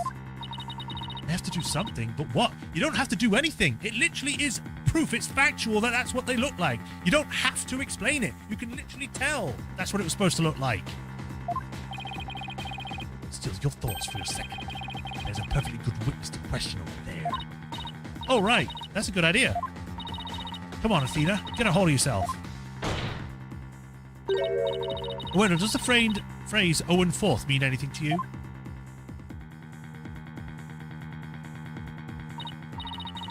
No, there is no one named Owen in the Tornado family or our circle of friends. Go ahead, ask anybody you like. You can't be serious.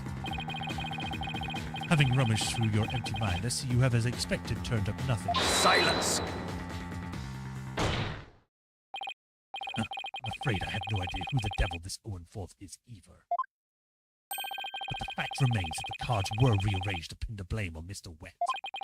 That in itself proves that the defendant isn't the real culprit. Oh, Jesus. Prosecutor Blackwell's right. I hate this table. Ah! Besides, the important question here is not who does the message point to, but rather who rearranged the cards. Why didn't you point that out earlier if you already knew? Sorry. In any case, there were two opportunities for someone to rearrange the cards. The first was when Mr. Wet entered the dressing room, and the second was when Uendo discovered the body. Are you accusing me of rearranging the cards? Me, who came to testify on the goodness of my heart?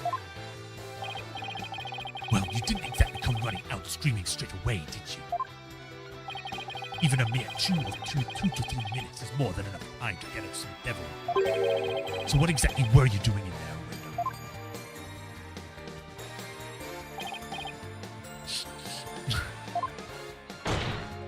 Uendo? Put down the tea and spit out your answer. Mr. Prosecutor, what's a guy supposed to do at a time like this? Silence is more precious than diamonds, witness. Therefore, you need only stay silent. The defense is devious. They are waiting for you to make a slip of the tongue. Oh, I see. So that's what they're after, is it? In that case, Your Honor, I've decided not to say another word. So you're pretty much doing the thing that was already explained in a previous game that is a bad thing to do because it implicates you. Or because it may implicate you, but because you're not saying it, that means that it will implicate you anyway. Very good. After all, your right to remain silent is protected by law. Well, Prosecutor Blackwell, any other ideas you got to share with us? Brilliant ones?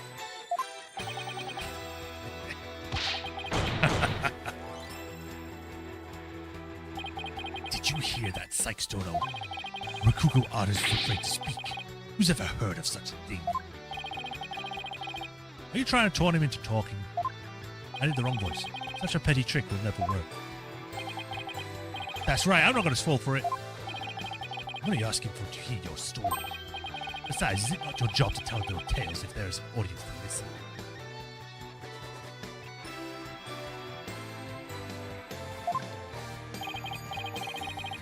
Even so, I have the right to refuse to answer.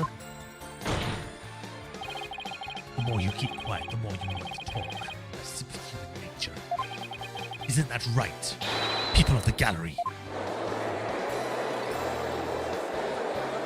I want to hear him talk. I don't like him.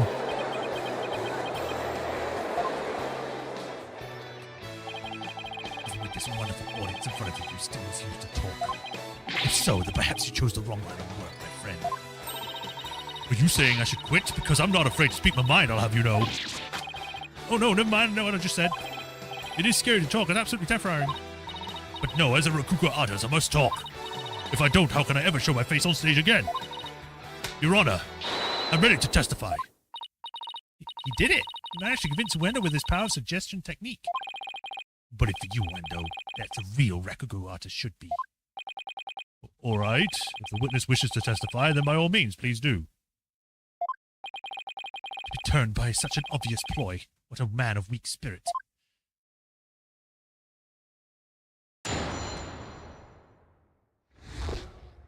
In the dressing room. After my performance, I went to visit Shisho. I called to him from outside the room, but he didn't reply. When I entered the dressing room, I saw Shisho slumped over on the table, motionless. From what I can tell, there do not appear to be any inconsistency in the testimony. Of course there aren't any, because I'm not trying to hide anything. Possibly Samadhi's right. I don't see anything inconsistent either. But I did pick up on some faint discord in Ueno's heart. Ponder all you'd like, defense, but it's pointless. Your Honor, I believe there is no need for further deliberation. Hold it! I disagree, Your Honor. I detected discord in the voice of the witness's heart. That's a clear indication that Ueno is facing some sort of inner turmoil. Are you saying what I think you're saying, Miss Sykes? Yes, Your Honor. The defense would like to conduct a quick therapy session on the witness. You know. Objection! Uendo, there is no need to submit to this so-called therapy. It's fine by me. I've nothing to hide. Bring it on. Impetuous fool. Why will you not listen to the guidance of this humble servant of the Holy Mother? Because you're wrong, and you're always wrong. You should know that by now. If the witness wishes to proceed, I see no problem, prosecutor. In one ear and out the other. It seems this performer has no need for your so-called guidance, Prosecutor Sad Monk. That's his name now. Instead of Prosecutor Samadhi, it's Prosecutor Sad Monk. Just know this, Uendo. Your folly will surely earn you divine retribution. Thanks, Simon. I'm going to make the most of this opportunity you created for me. Just keep your wits about you. I will. Uendo, could you tell us again about what happened in the dressing room? Oop. Smiley face again. Whee!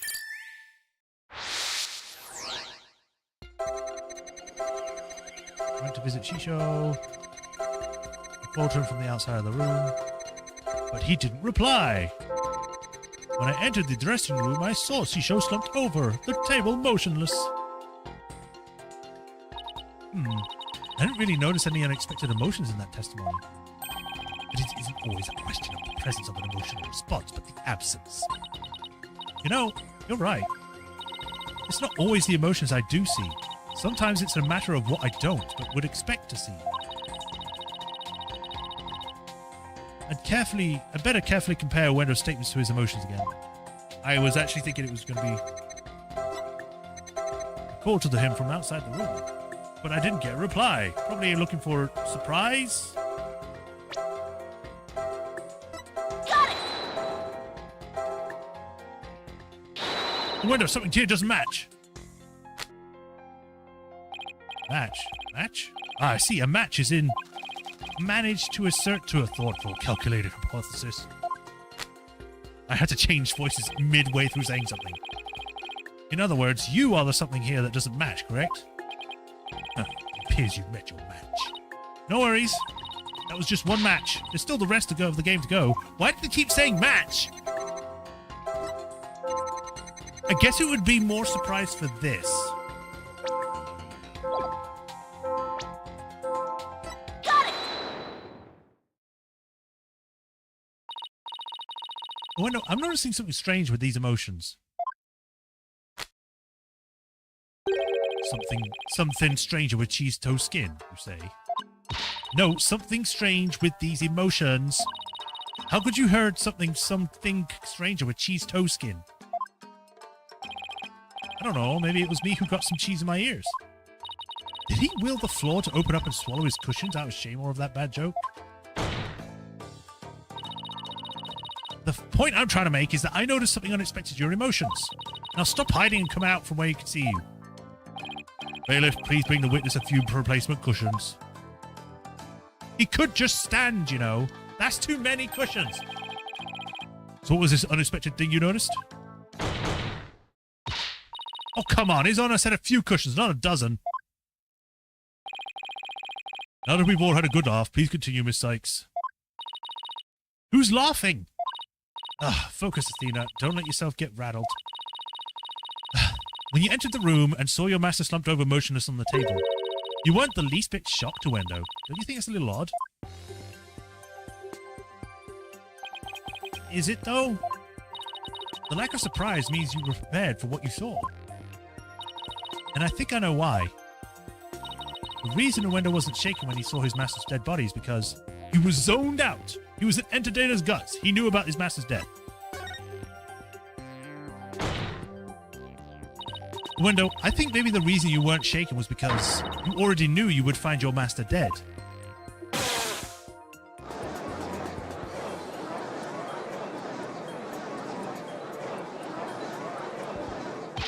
What?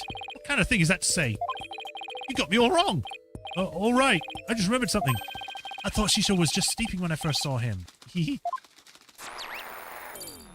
Yeah, right. You thought he was sleeping? Sounds plausible, but... What made you think he was asleep? Well, he had his head in his arms up on the table as if he were taking a nap. Oh, and one other thing. There was that note, too. A note? What note? He must be talking about this. Resting, do not disturb. It appears to have been written by the victim. Allow me to read it. Resting, do not disturb. Yes, that's the note I saw. After reading that, who wouldn't think Shisho was napping?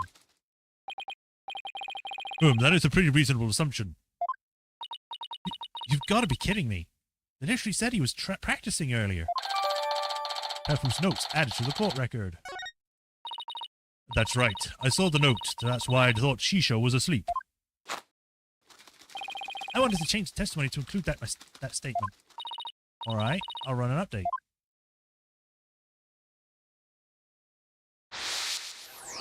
Somebody genuinely needs... I saw that earlier, but I forgot to mention it. What is that? What do you mean?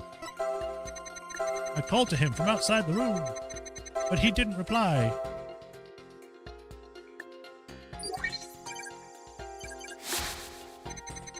When I opened the door, I thought he was sleeping.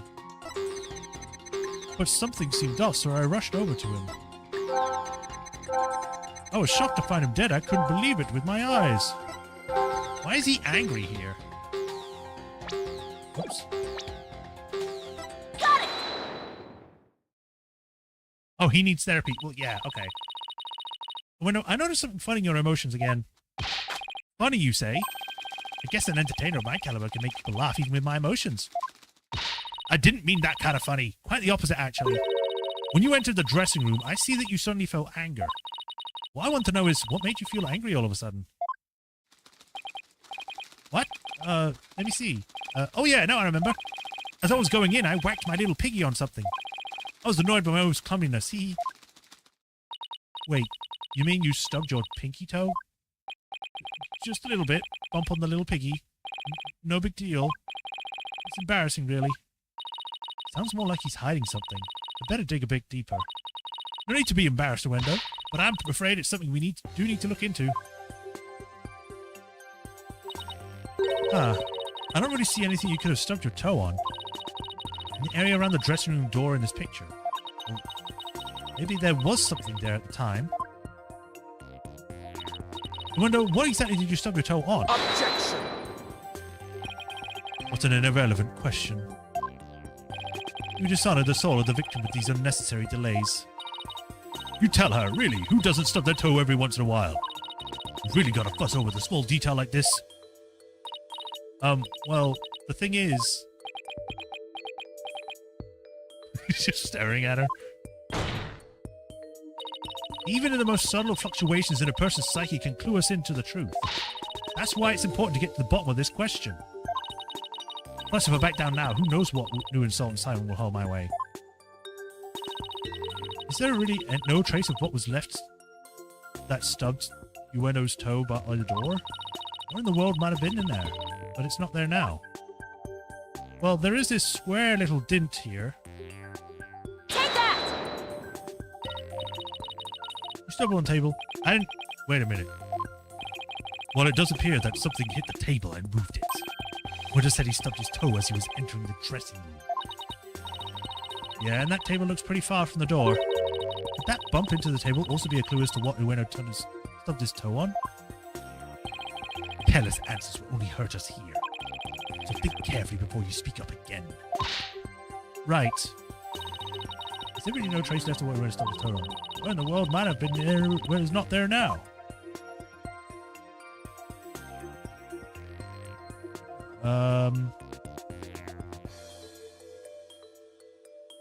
That isn't there now.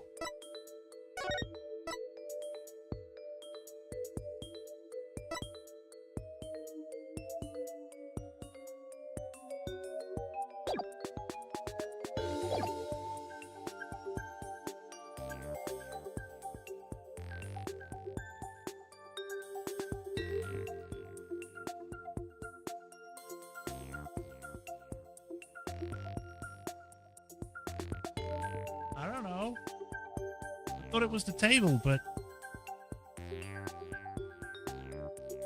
The box, I guess? Take that! Is this what you stubbed your toe on? Oh, I could never stub my toe on that. That would be really starting things out on the wrong foot. Right, Mr. Goldnager? Goldnager? Don't you dare send me off to the retirement home yet, Sonny. Anyway, I hope Miss Sykes didn't stub her toes on the teeth on the front as her foot entered her mouth. Jeez. Well, Defense, are you ready to let it go and move on now? Of course not. What Ueno stubbed his toe on is a vaguely important question, I think. Really no trace left. Would have been there, isn't there now?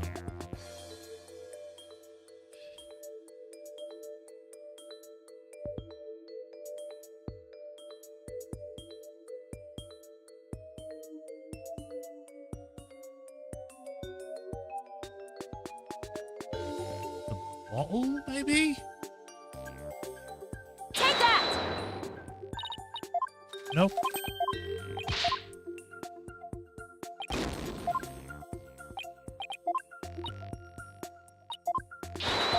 What am I missing here?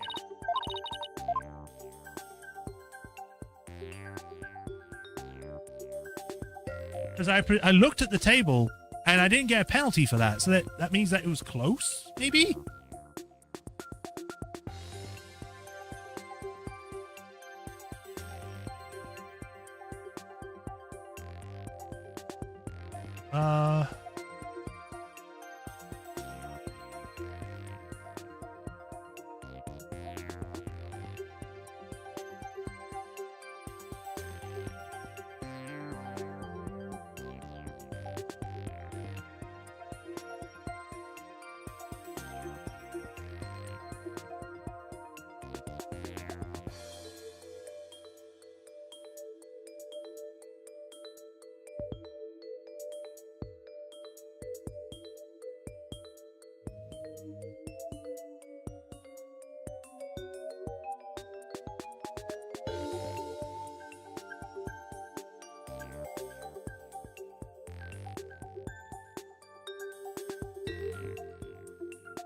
Can't be the table because I already selected this thing, which apparently was where the table was.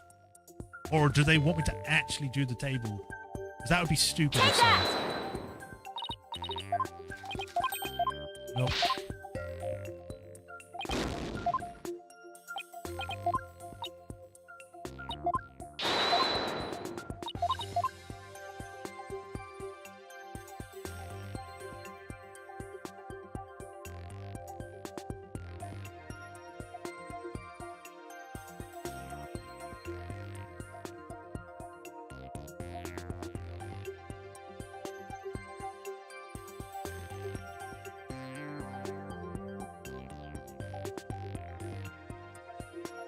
Maybe this one then, this side. Take that!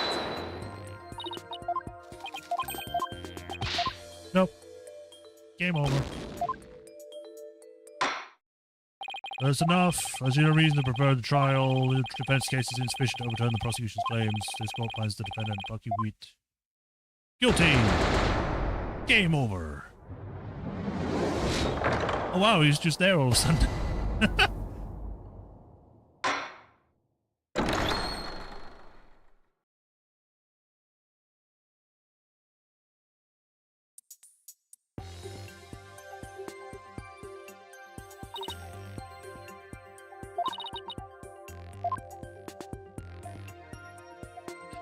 So I've selected this.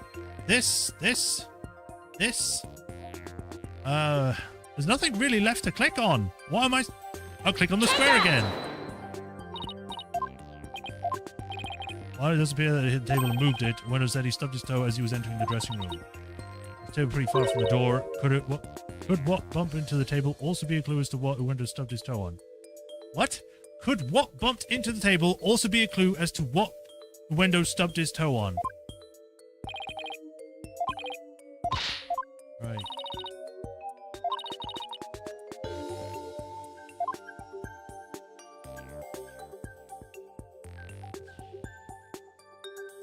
The cutting board, I guess. Take that! Is this what you stubbed your toe on? No. Although I will note that this thing that's over there that says "Do not disturb" is right next to the guy. Like, right here. Take that! Please take a good look at this photo of the crime scene. Do you see it? This long track that goes from the door to all the way to across the floor of the room? Now that you mention it, it do see some tracing, something getting dragged. And the drag mark ends there at the TV. It implies that the TV was originally by the door. I'm convinced that this TV is the object the witness stubbed his toe on. Well, a window, how about it? Yes, you're right. It was the TV. 10%, so there's still some noise.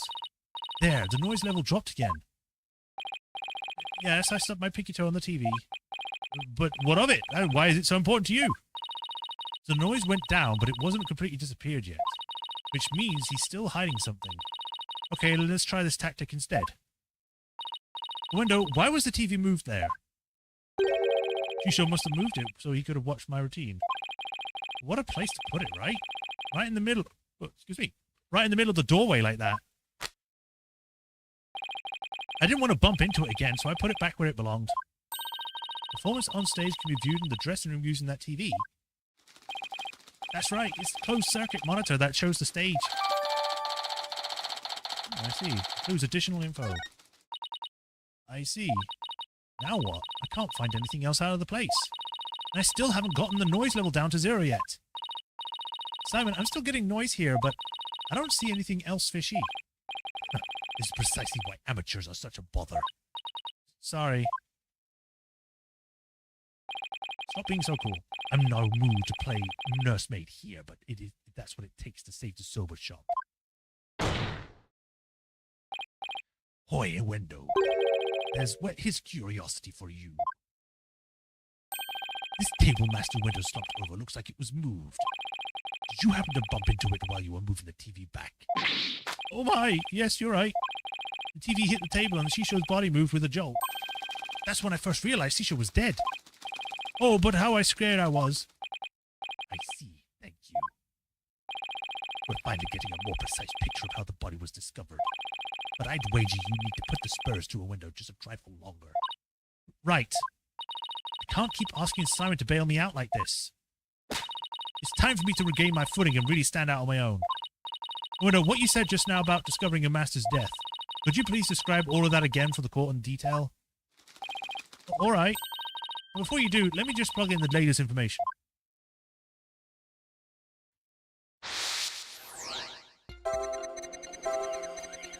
Went to visit Shisho. Called to him from outside the room. He didn't reply. I opened the door. I thought he was sleeping. I tried to enter the dressing room but stubbed my toe on the TV. When I put the TV back in a normal spot, I realized that Shisho was dead. His face.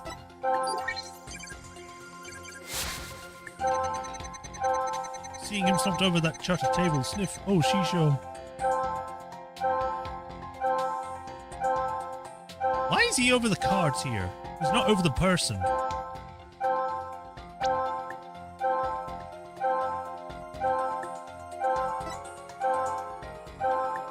Unexpected. Wouldn't you be more sad than surprised at this point? Got it! Here, it doesn't match. Matches, match. Match, I see, match. You don't match. You don't have matching socks or something. I don't know. Oh, skip. I've already done this.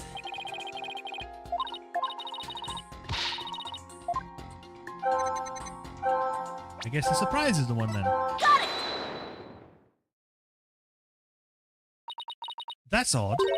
After the initial shock of finding the victim dead, you reacted with surprise again. What was it that surprised you, Owendo, besides your master's death? What do you mean? What's more, you were even more surprised the second time than the first. What could have surprised you more than finding your late master? Your own name! Search me, your little thingy must be made of mistakes. Silence! That girl is as sharp as a trout, to be sure. But her ability to hear people's emotions is absolute. Now get to remembering, Khu'rain. What was it that surprised you? That was a compliment, right? Well, Oh, it went back to 100. No, we've pushed him too hard, and now he's mentally all over the place. His emotions are completely out of control. Out of control? Can't you explain how that's relevant? You know how normally I listen for the hidden emotions in a witness's voice, right? From there, I look for inconsistencies between their testimony and those emotions too. But sometimes a person's feelings can run too high, making it hard to get a proper reading. So that is how your rating program works. Fascinating. Dude, you were there! You should have known this by now! Ordinarily, it's... Oh no, wrong voice. Ordinarily, it's just one emotion that runs out of control. But it seems there's nothing ordinary about this time.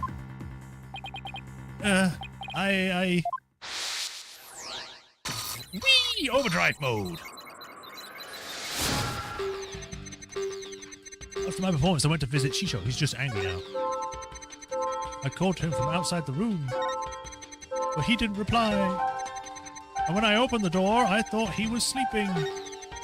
I tried to enter the dressing room, but I stubbed my toe. When I put the TV back in its normal slot, I realized that Shisho was dead. Seeing him slumped over that cluttered table, sniff, oh, Shisho. I knew it. What's got your knickers all in a bunch now? Ueno has multiple emotions running out of control at the same time. I've never seen anything like this, ever. Yes, you have. So how does one bring a situation like this back under control? I'll have to find the root cause of this tangled mess before I can treat it. If I can identify what is causing this emotional rampage, then I can probe to, quote, dive further in. I'll need to pinpoint to what I think is the root cause and hit probe again. Though, through this process, I can identify exactly what's causing Uendo so much distress. And that will help bring his emotions back under control. In that case, let's get started, shall we? Alright, I can guarantee success, but if it's definitely worth a shot. Time to look up the root cause for Uendo's rampaging emotions.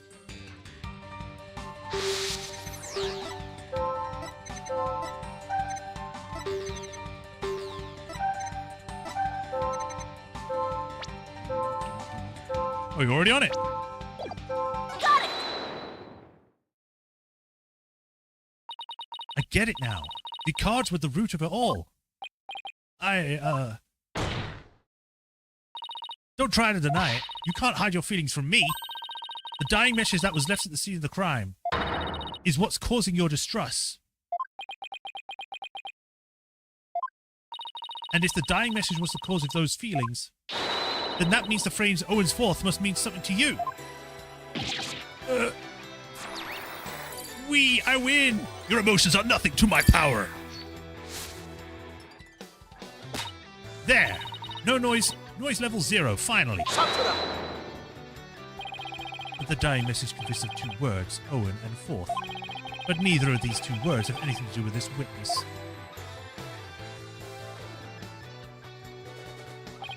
This topic warrants no further argument. Sure, there may not seem to be any direct connection between Uendo and the message. For now. But why don't you wait and decide what's necessary after you hear my theory? I trust you hit on something, Athena. Yep, if my theory is right, we can finally solve the case of Uendo and the mysterious Owen Forth. Go on then. I can already tell this promises to be interesting. Now, please share your theory with the court, Miss Sykes. There was something puzzling to me about Uendo's out-of-control emotions right now. Namely, that there were 3 distinct emotions present, or reactions. I've never seen that before, and I wondered how it could be possible.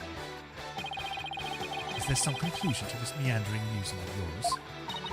Hold your horses, I'm getting there. So, could a person flip between 3 distinct emotions of such intensity like a switch? In the end, I concluded that it just wasn't possible.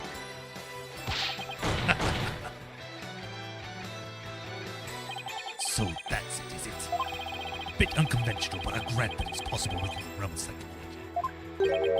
Within the realm of psychology? I'm afraid you'll have to explain it to the old man up here on the bench. Your Honor, my theory is that Uendo is a robot. Is that an achievement? I have to check.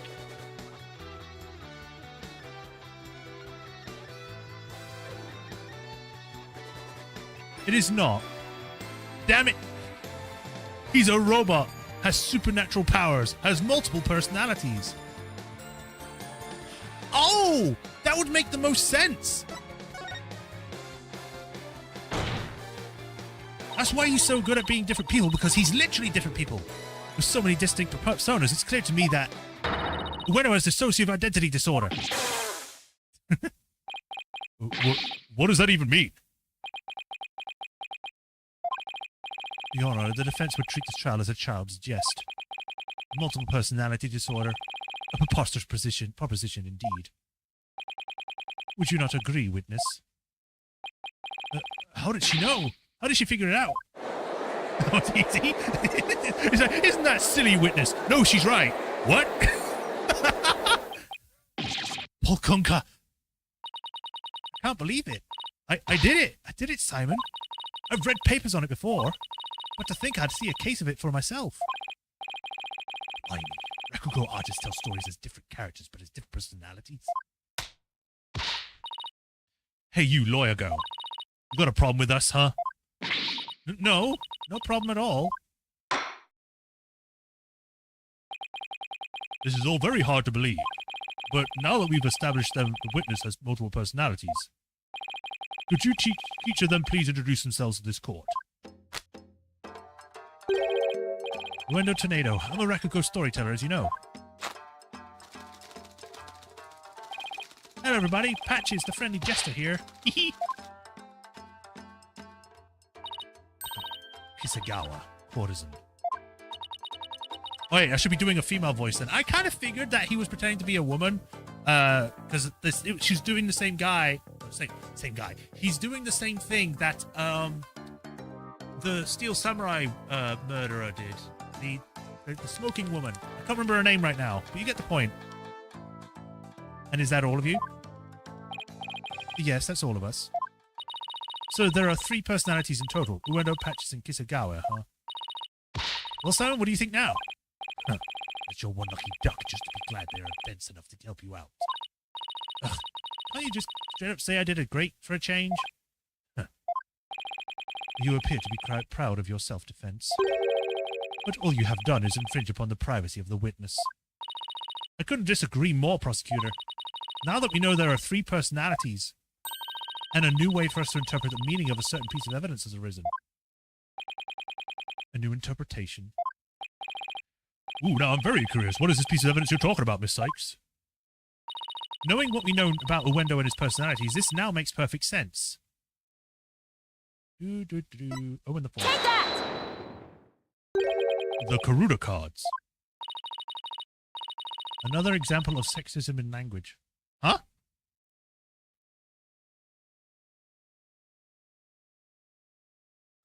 Okay, whatever. I don't know what you're talking about. Okay. That's right, Your Honor. Recall the original dying message left at the scene. We didn't have a clue as to what Owen Fourth could have possibly meant. But now, with this new information about Uwendo and his personalities, isn't it possible that Owen Fourth actually means a secret fourth personality of Uwendo's? A personality named Owen? What? Uwendo must have kept his dissociative identity disorder from us because he didn't want us to associate it in any way with that dying message. No, that's not why. We kept our disorder secret for a different reason altogether. We've been taking advantage of our affliction to act out various Rakugo characters. If word of this got out, well, our reputation of Rakugo artists would be tarnished, as would the tornado name.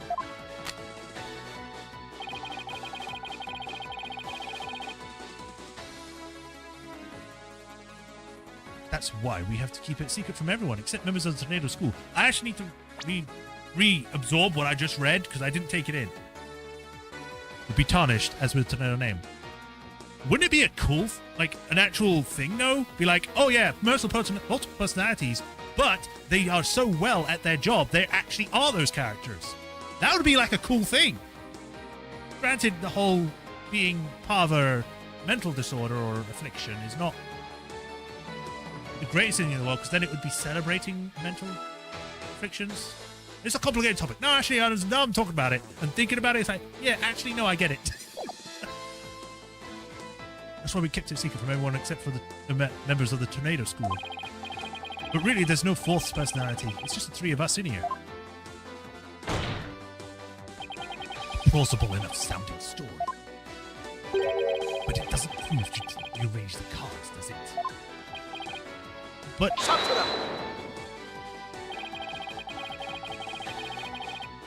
I will concede that it is highly unlikely the witness will rearrange the cards. I don't think somebody actually agree with us. However, it is not also possible that the accused killed Master Tornado.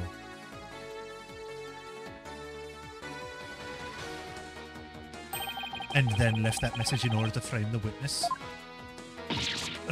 No, it's not, because how would he know? And upon noticing the cards when he found the victim's body, Uwendo rearranged them. Silence! A fantastic tale, but a tale nonetheless. No one outside the Tornado School knew about Uwendo's multiple personalities. Uwendo just finished saying so himself. Ah, that is true, but ultimately meaningless point. The witness was only in the dressing room for 2 to 3 minutes. That's far too little time to commit murder, wouldn't you say? Objection! Then who's to say he couldn't have done it before his discovery? Objection!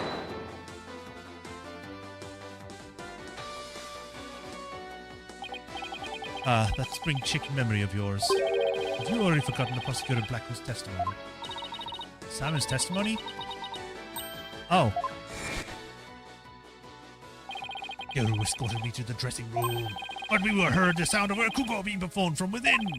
Thinking the master was rehearsing, we decided to wait in the hall until he was done.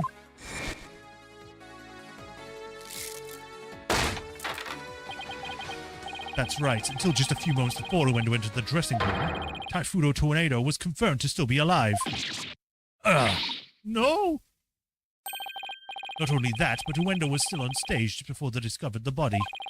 A bulletproof alibi that I have already confirmed with several audience members. Oh no! I also heard that his Rakugo performance that day was a steaming pile of... Well, you get the picture. Yes, I'm afraid so. Really stunk up the stage, I did. And yet I have a perfect alibi. Indeed, why not land the coup de grace in the defense by describing your alibi, witness? Okie dokie, Smokey.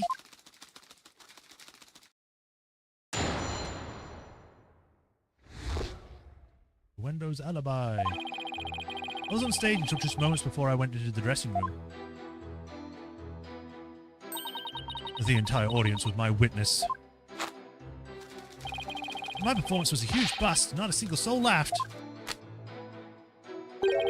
I'll never be able to live down how terribly I bombed that very important show. The wonder was on stage before he found the body, so he could have not committed the crime. It is time to let it all go, Defense, and move on. Ugh. Well, get this, Prodigy Side Monk. The right anything agency never gives up. We fight to the bitter end. Allow me to say this once more. Let it go and move on. Allow me to say it once more. I'm never giving up. Let it go. Never! This is pointless. That's right, you get angry. We will never give up. You should have taken advantage of this opportunity while you could, you foolish child. Your worthless convictions only serve to prolong the Khu'rain's suffering. If words will not sway you, then perhaps pain will. Oh no! Anything but this?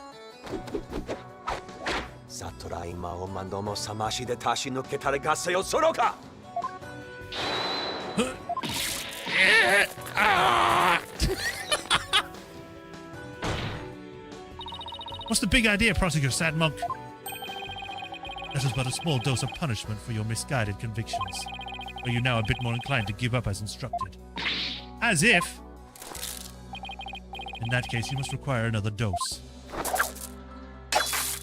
Yeah! Destroy his beads! Not bloody likely. I don't give two flips about your beliefs. But if Sykes don't know where to submit to you here, I won't be able to eat good sober anymore. That's right. It's my job to make sure he gets good sober. I mean, defend the defendant. Mr. Wet's future and Prosecutor Smarty's or Blackwell's stomach. I will never give up. Rule those words, Defense. Of that I can assure you.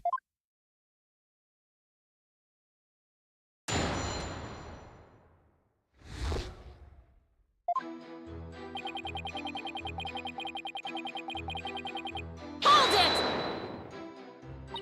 How can you be so sure it was you who put on the stage?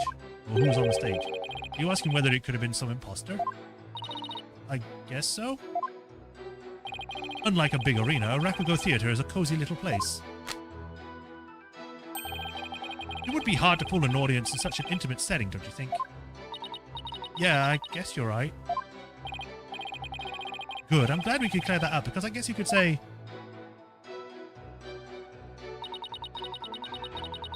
Hold it! Was there anything special about the stage or the performance that you can tell me?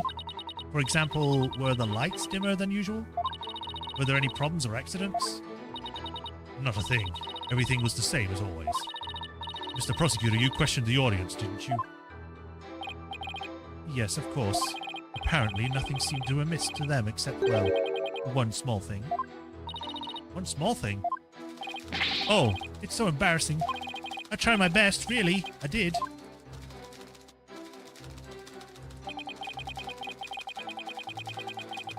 Hold it!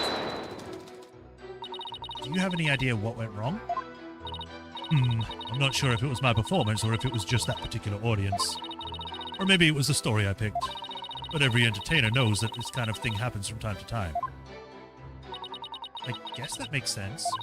Still, I wonder how he could have flopped so hard at his own commemorative show. Huh, maybe I should dig into things a bit more. Who cares about the number of audience members? Can you tell me about which Rakugo story you performed? I could, but I'm not sure it would mean anything to the uninitiated. Well, even if it might not get it, can't you at least try me? Alright, if you insist. The story I performed is called Toki Soba, otherwise known as Time Soba. Time Soba, huh? Maybe Wendo's right. He's only said the name of the routine. I'm already lost. So you performed the Time Soba, did you? What, you know it, Prosecutor Smarty? In the course of my studies last night, I became familiar with a number of stories. I must say, Defense, you would do well to prepare better for your next trial. Dude, shut the hell up. I literally only learned about this a few hours ago, apparently. Ugh. Simon, what's Time Sober about? Look it up yourself. Allow me to give you an overview. The story takes place on a winter's night. A man orders a bowl of soba as a street food. How you doing, sir? What can I get for you? I see you got seaweed topped tamaki soba and mixed topping shoba goes on. I'll have a bowl of shippoku, my good man, if cold is the surest night, isn't it? But there is nothing like a hot bowl of soft noodles and soup to warm the soul. You know it, sir. One shippoku coming right up. So, how's business? Not so great, sir. Is that so? Well, that's great, because things can only go better from here, right? Wow, prosecutor. The customer talks on and on like this. Finally, when he is done eating, he goes to pay for his soba. So how much do I owe you? That'll be 16 mon, sir. I see. Sorry, but I only have a small change on me. I'll count the coins into your palm, so could you hold out your hand for me?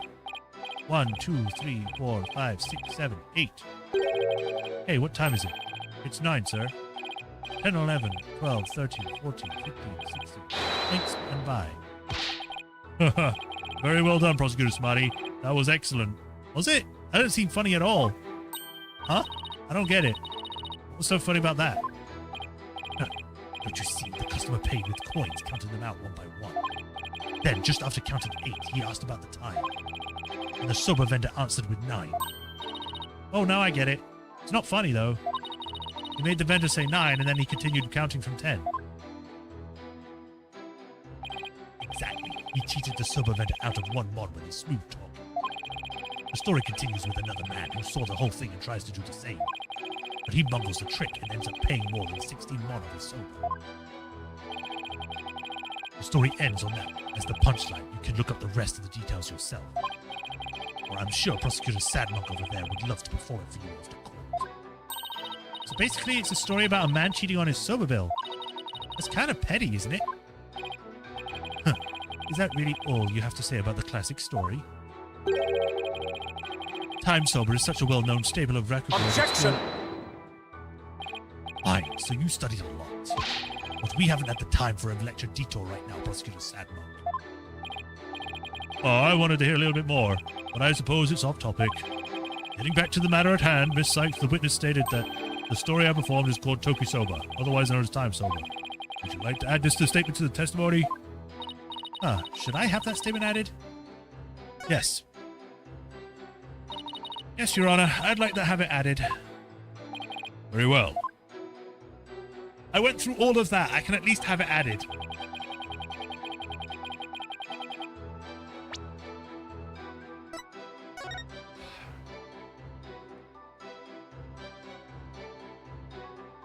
Master Tornado was supposed to perform it last.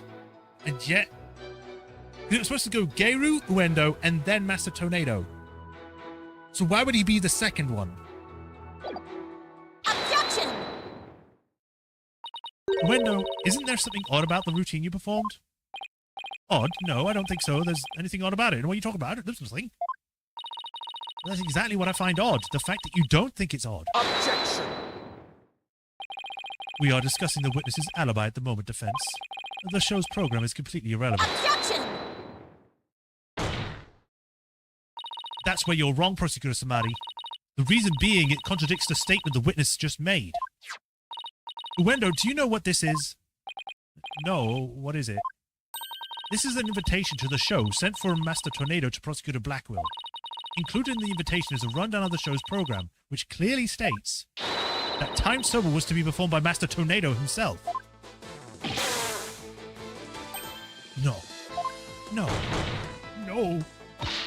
Wendell, why did you perform the routine your master was scheduled to do? Well, you see, the reason that is... How do I say this? You see, let's say it was a prank. That's right, it was a little joke, you see? I was trying to surprise Shisho by performing his routine before he did. I don't know if I buy that. Was doing the Vixen's routine really just for laughs, or... Hey, didn't someone happen to hear Time Soba come from the dressing room? During Uendo's performance on stage? It seems like too much of a coincidence. Wait, can it be... What's the matter? You look like a hen with that doesn't eggs to lay. Stop comparing me to birds! And cease this bird-brain timidity. If someone has a country, then lay it out for us already. Don't breed resentment in those watching for your performance. Okay, okay. I don't have a ton of confidence in this theory, but here goes. It looks like Uendo's alibi checks out, Your Honor, but even though he was on stage at the time, he may have been trying to obfuscate crucial details about this case. You're referring to the sober Bill, the man trying to skimp on the witness story? No, I'm not talking about the Rakugo story, you stupid, bald bastard. Oh, I'm sorry, but then what are you talking about, Miss Sykes? What Uendo may have been trying to deceive us about was the time. Uendo tried to deceive us about the time of the victim's death. What? Eek? Objection. Dude, how many beads do you keep losing? Because you're smashing them, you're throwing them, you're breaking them on your face? What gibberish.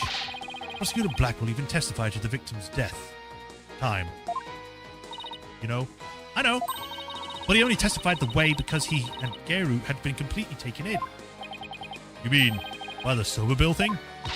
Would you please forget about the story for a second, Your Honor? I was deceived. Pray tell, how did Ueno manage to deceive two people while he was performing on stage? That's easy. All he had to do was use a certain prop in the dressing room. Oh, and what might be? The prop Ueno used was the fridge! The fridge was the culprit! Take that! The TV was used to view what was happening on the stage. Prosecutor Blackwell, when you came to the dressing room, what was Ueno doing? He was performing time sober. Blast, could it be? I was in the wrong voice. Yes, he could, and it was. What you and Geru heard was not Master Tornado practicing his routine. It was it's Uendo's performance as he has heard through this TV monitor speakers. What? With the TV just inside the inner door of the dressing room, it could easily be heard from the hallway outside. Because we knew the Master Tornado was scheduled to perform time sober, we were easily manipulated into thinking he was still alive at the time, rehearsing. Yes, you acknowledge that the day program is why the two of you could be fooled this way. Simon, did the voice you hear belong to Master Tornado? Huh. The door's in the way. I couldn't tell exactly who the voice belonged to. But because I heard time sober, I just assumed it was Master Tornado.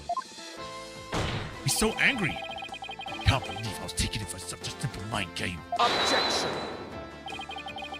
All of that is mere conjecture. Where is your proof, defense? Objection!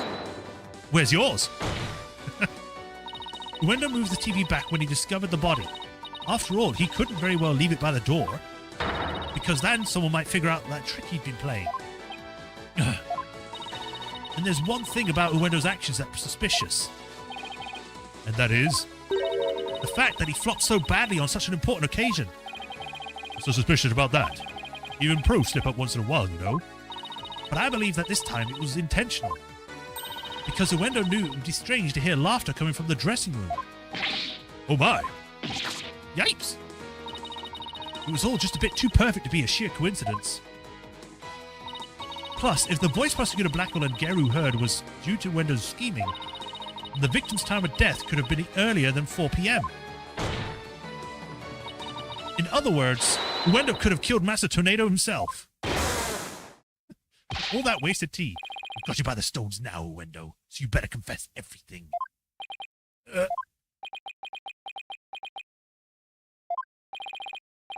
Well, witness, what do you have to say for yourself? We demand an explanation. Uendo. I confess. I tampered with the crime scene.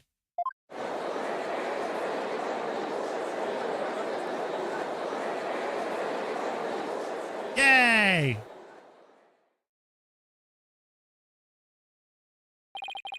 This is the defense claim that Uendo Tornado is the true murderer in this case.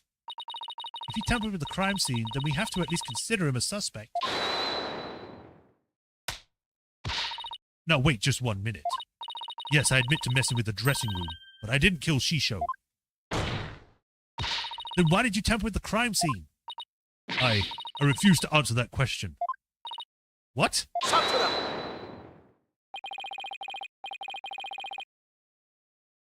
If you suspect this witness, then I have a question for you. What could it be this time? Uendo had absolutely no reason to murder Typhoon Tornado.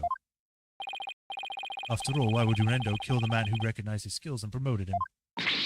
Oh, well, his motive was, I can't think of a single thing. It appears you are not also aware, you're also not aware of one other fact. And that is, the accused visited the dressing room before 4 p.m. as well. Did you bring this up now? Is it not natural, then, to suppose that the accused killed the victim at that time?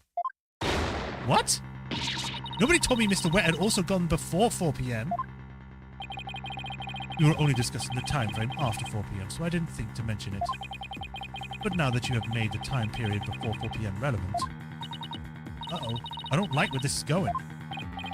So you really do not know what your client was doing during that time frame, do you?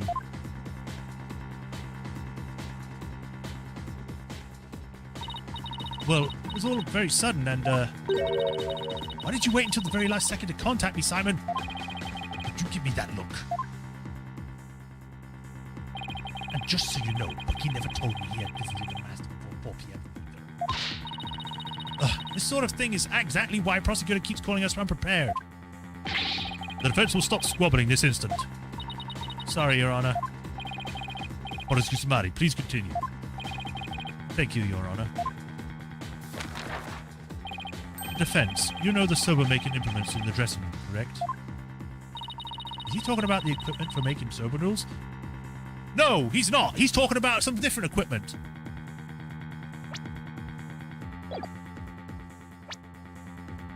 You know of the sober-making implements? You mean the sober-making implements? Yes! You speak of the large bowl that is used... Oh, wrong voice. You speak of the large bowl that is used to mix butter, flour, and water. The long rolling pin and the special knife that is used to cut the dough into noodles.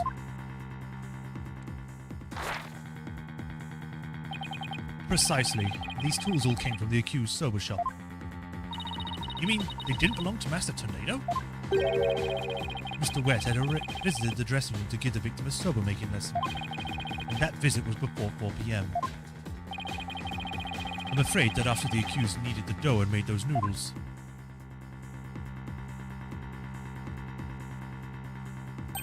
he committed the act of murder. But wait, that doesn't add up. If Mr. Wet killed the victim before 4 p.m., why would he return to the room at a later time and be really angry?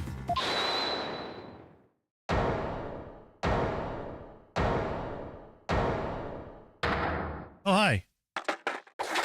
He has a skateboard? Let's sober your kit and caboodle when it comes to noodles. Oh my. Hiya, Miss Chickadee. Here, Simon.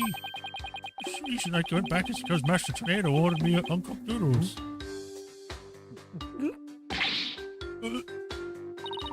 Mr. Wet? Whoa.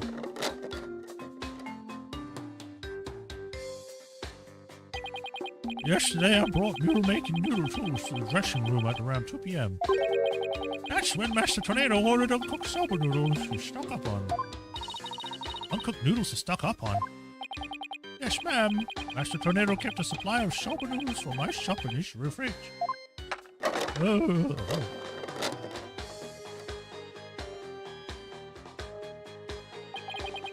I only had one serving left, so I went back to my shop to get some more. One serving of noodles in the fridge? But I thought the fridge was practically empty. Huh. Anyway, where the whereabouts of the missing noodles isn't all that important now. It's on the table. You ran into me and Gera when you came back to deliver the uncooked soba, correct? That's right, Simon. I came time out of my busy schedule. I don't feel so good. Delivered the noodles. And you know what? He ignored me when I called to him from the inner doorway. He just kept mumbling Rakuga lines for ages, so I got mad and went back to get my soba job. Ah, so that's why you got mad. What he's saying is true, then there's no way he could be the murderer. I swear I'm telling the truth, Miss Chica.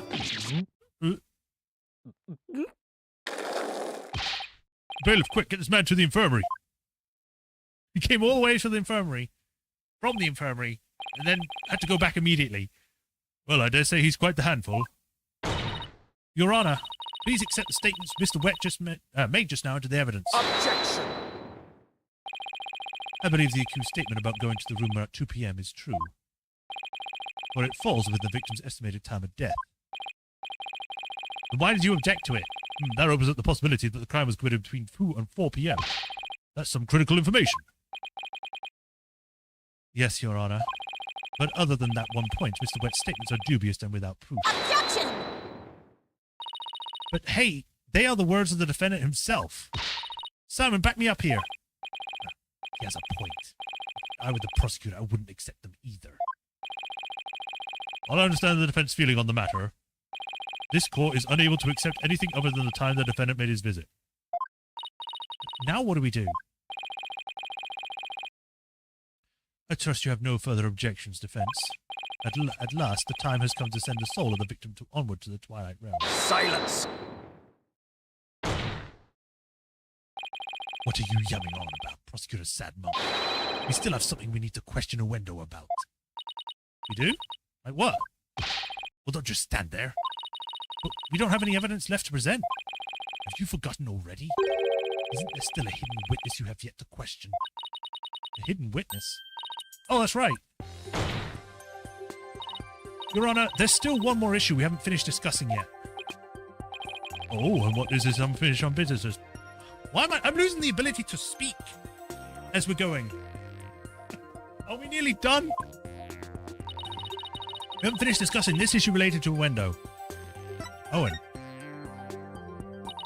We still have to discuss the possibility of a fourth personality, the one named Owen. Are you suggesting this is the fourth personality of Owendo's might be the true culprit? Geez, not that again. I told you we don't know anything about this Owen. Look, Owendo, I know you don't have any motive to kill your master, but this Owen might be the only have one for all we know. Come clean now, Owendo. You've got another personality stashed away, haven't you? You have more than one person inside your mind, do you? Bring them out! Please tell us everything you know about Owen. That's enough. The witness has already stated that he knows not of any Owen character. Bravo, you tell them, Mr. Prosecutor. Hey, Patches. If you claim you don't know Owen when you really do, that's tantamount to perjury. If you want to exercise your right to remain silent, however, well, that's a different story. Do not listen to the depraved prosecutor, witness. You'll be tainted with his evil. Do you have any idea how dark and cold a prison cell is? I exercise my right to remain silent. What's this now? Changing horses midstream, are you? Shut up. I'll remain silent, and that's that. Patches, you fool. You stay out of this.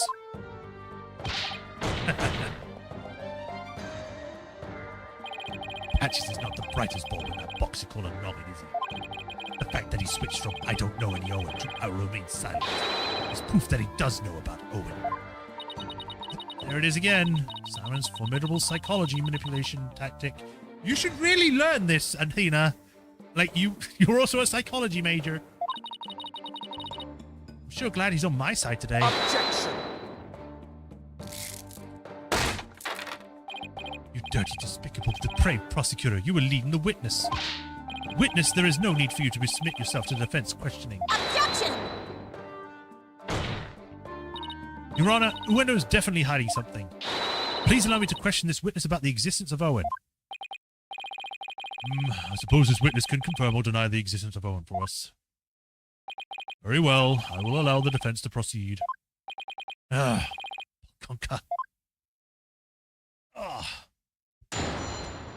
Hope this is the last testimony, because my side's starting to hurt now, because I'm having to, I have to sit up straight to do the amount of voices, because if I'm, in a hunch position, I can't do my whole lungs. So, let's do a quick stretch. Okay, about Owen. I never met any personality named Owen. Patches was just blurting out nonsense in a panic.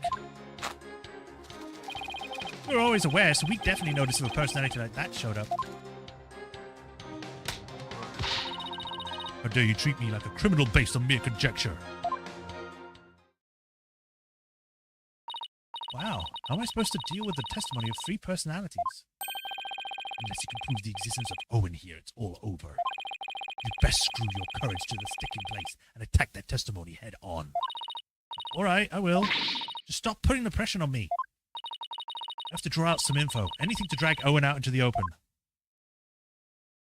This is the last one? Okay, cool. Let's push on. Hold it! Bet you have. Meta? Is that how you experience each other? Like people meeting on the street? Well, it's more like all three of us are always here. And the personality that's most suited to the moment is the one that comes out. So when you're out a window, what are the other 2 doing? Well, we never know when our turn will come up, right? So we stand by and listen. So that means all 3 of you share the same memories? I never really thought about it, but I guess that's right. I see. Thank you. Please continue. Wow, that's actually quite informative.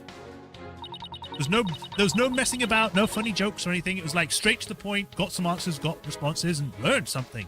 Okay. Hold it! Patches, can I have a word with you, please? Why, hello, you rang? You said at first that you didn't know anybody named Owen, but then you exercised your right to remain silent. Were you afraid of committing perjury? Well, you see... I'll take over from here if you don't mind. Listen, I hate to say it, but Patches is about as smart as a sack of rocks. If you grill him with a bunch of highfalutin words, he's going to want to keep silent. I see. So looking after loose-tongued Patches is your role, is it, Mr. Kisagawa? Well, I don't know about that. But anyway, I do know that Patches was just flustered, and that's why he decided to remain silent.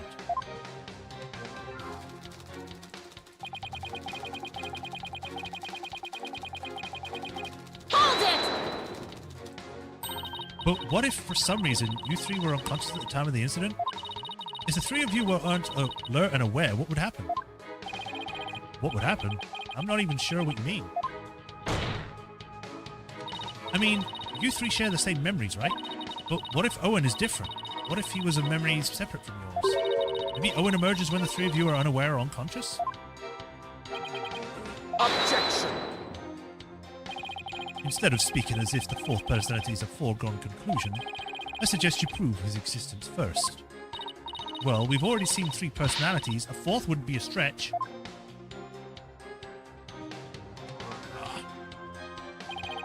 You dishonored the victim in this court by jumping to conclusions without proof. Have you ever heard these old sayings, Prosecutor Samadi? What happens twice will happen thrice. If you see 1, there are likely 30 in your home. I'm basing my theory on such premises. Comparing us to cockroaches. Do we bug you that much, girlie? But how do you intend to prove it? How will you prove that all 3 personalities became unconscious, as you say? Unless you can do that, all of this talk is merely empty speculation. Well, Don't be so timid. If you don't have it, then find it. Look for something that could render Uendo and the others unconscious. Someone's right. I can't back down now. My client, Mr. Wet, I have to. Wait, Mr. Wet? Let me rest. Ha! Maybe if I were a lump of old regular flour dough for Odo noodles. But I'm fresh like my soba. You don't let soba dough rest. It's all about the 3 freshes. I like to think that in flashbacks we just speak like a normal person instead of drunk. He's very eloquent and stuff. Grind that buckwheat. Say he's fresh. Cut the fresh dough.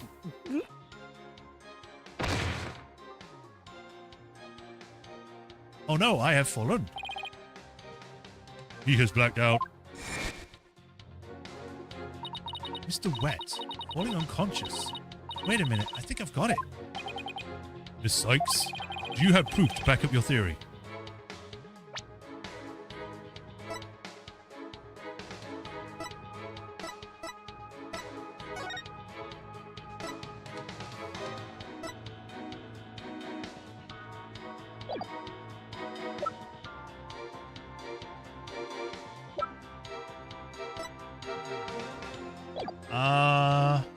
I don't think I do. I'm going to save just in case. So I don't have to do the whole thing again. Overwrite save, yes.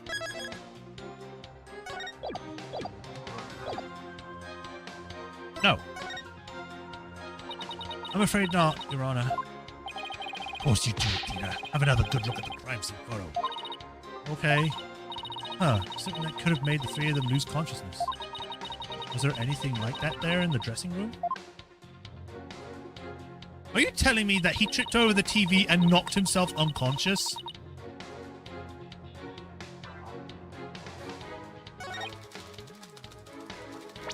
Oh, wait, no. Press.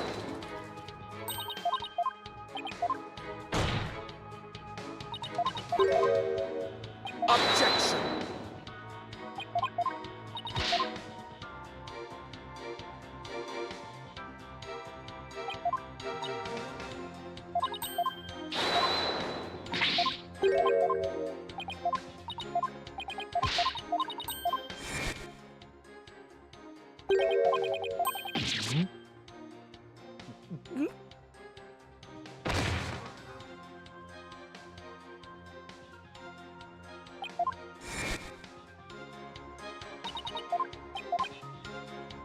Yes.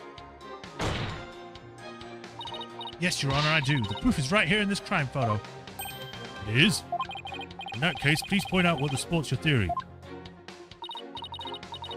This is not likely what caused the window to lose consciousness.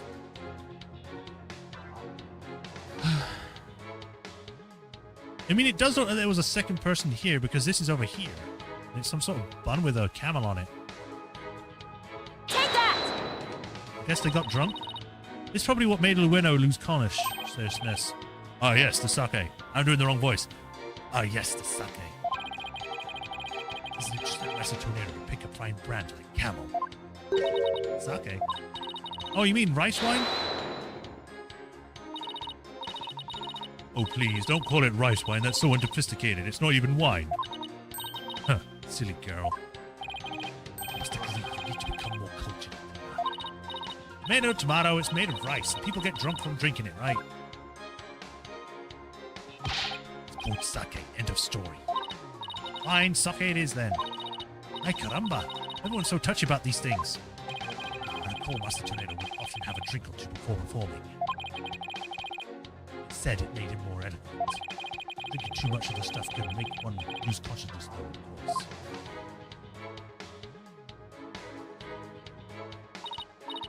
And look, there were 2 glasses on the table. Luendo, I believe your master offered you some rice. Sake. And then you must have drank too much and passed out. That's when your 4th personality, Owen, emerged. I drank sake. Well, that's a good one. We have a real sweet tooth, you see, so yes, we did accept a sugary red bean bun. But since we really dislike sake, we said no thank you to that. Believe it or not, we're really weak when it comes to booze. Even a tiny drop can knock us right out. So you see, I had a sweet manju bun, but I didn't drink any sake. But they're from the same place. What? But that can't be right. The defense demands that the glasses be examined right away. You amateur. Did you really think I had not already done so? Your foolishness is beyond the pale. Don't tell me there was no traces of the witness having touched either of the glasses. Naturally. Right, of course. Miss Sykes, would you like a witness statement added to the testimony? Yes, please, Your Honor. Very well.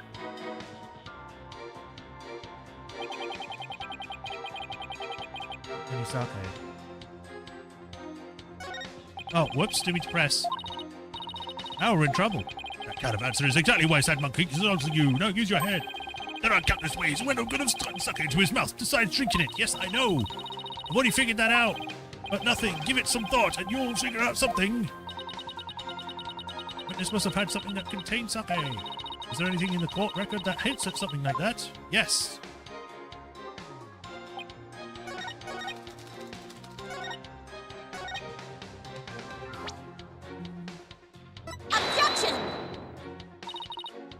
Okay. Okay. Guess it's not evidence you want.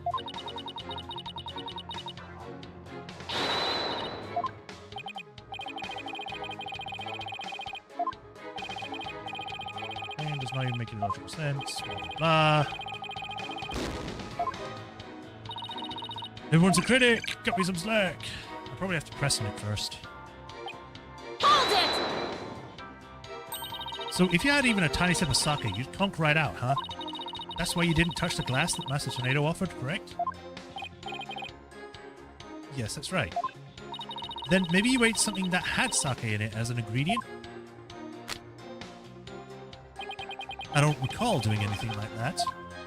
Oh, he doesn't recall doing it. But that doesn't necessarily mean he didn't. He just might not have known that he did. I'd better take another good look at the evidence. I already did this.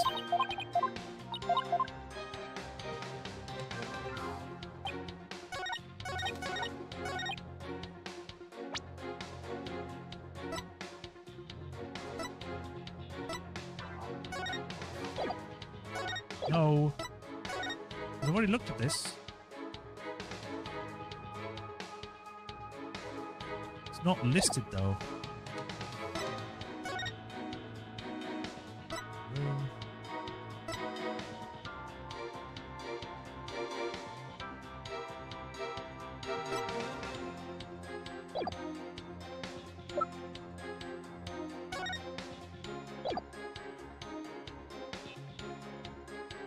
Do I present this?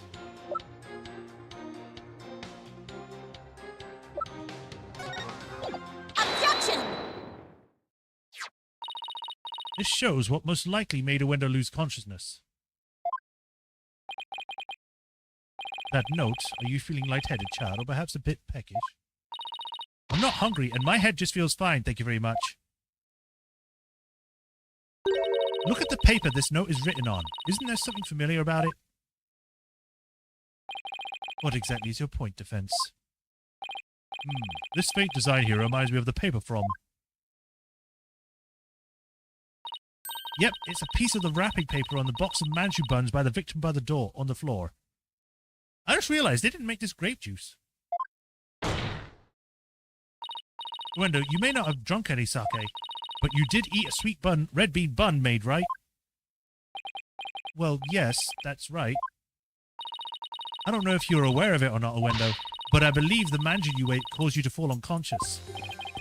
Red bean bun, but how? Because those buns contain a secret ingredient. A very punchy secret ingredient at that. A punchy secret ingredient?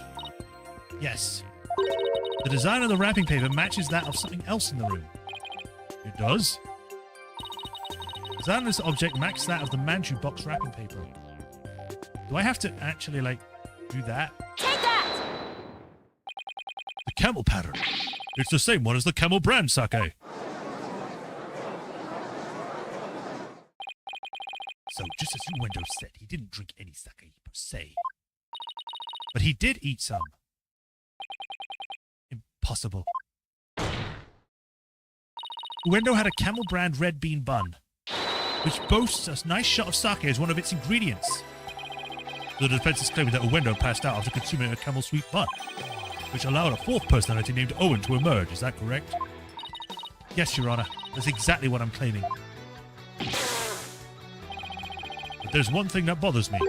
Wouldn't the alcoholic content of the buns evaporate as they are steamed? In order to give them a strong flavor. But some manju are specifically made to retain as much of the alcoholic content as possible. Huh. What kind of lightweight do you think I am? Even I would pass out from eating a simple manju, wouldn't. And how about we test that theory? What do you say, Your Honor? Seeing as believing, as they say. Very well, I will allow a test. Thanks, Your Honor. Eat this! He like starts shoving it in his mouth. Simon, go buy some camel manju on the double. And don't forget to get me one too, okay?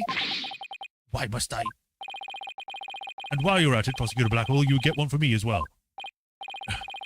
I'm not the coil stable boy, you know. The bird's back! But just this once I'll acquiesce. Hucker, I'm counting on you.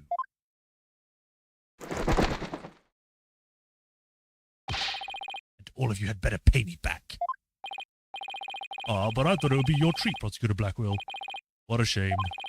Now then, let us adjourn until the Manju arrives by Carrier Hawk. Court will reconvene as soon as Tucker returns. Whew. That's where the to be continued will be? That's a weird place having to be continued. But okay. Alright, let's save. And that is where we'll stop for today. Man, that was long. That was what, like 3 hours? Yeah, almost 3 hours. Jesus. My side is killing me. Oh, I've got to stretch when we're done. Alright, that's where we will end it for today. Oh, we shall be back next week with this. Tomorrow I'll be playing my last try of Starfield before I can make a decision on whether I'm going to be playing it some more. But as for now, Apollo Justice is done for today. As I said, we'll pick this up next week Tuesday around about the same time. We'll be doing the second part of this case. Whether there's going to be more, don't know. But yeah, we'll get to find out next time. So thank you all for watching, everyone. Hope everyone enjoyed. Welcome, LaShawn. Welcome. But yeah, hope you all enjoyed. As usual, like, follow, subscribe to that bell notification so you know when our next stream.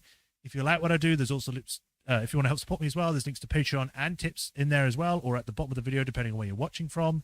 And if you do become a patron, you get your name added to the patron list here. Where I give you a shout out at the end of every stream. And I thank you for the continued support, like I do with Hiruru Kuni and the Soulmaster 37. And I greatly appreciate you. And we go to court and we punch a guy with multiple personalities each time for each one.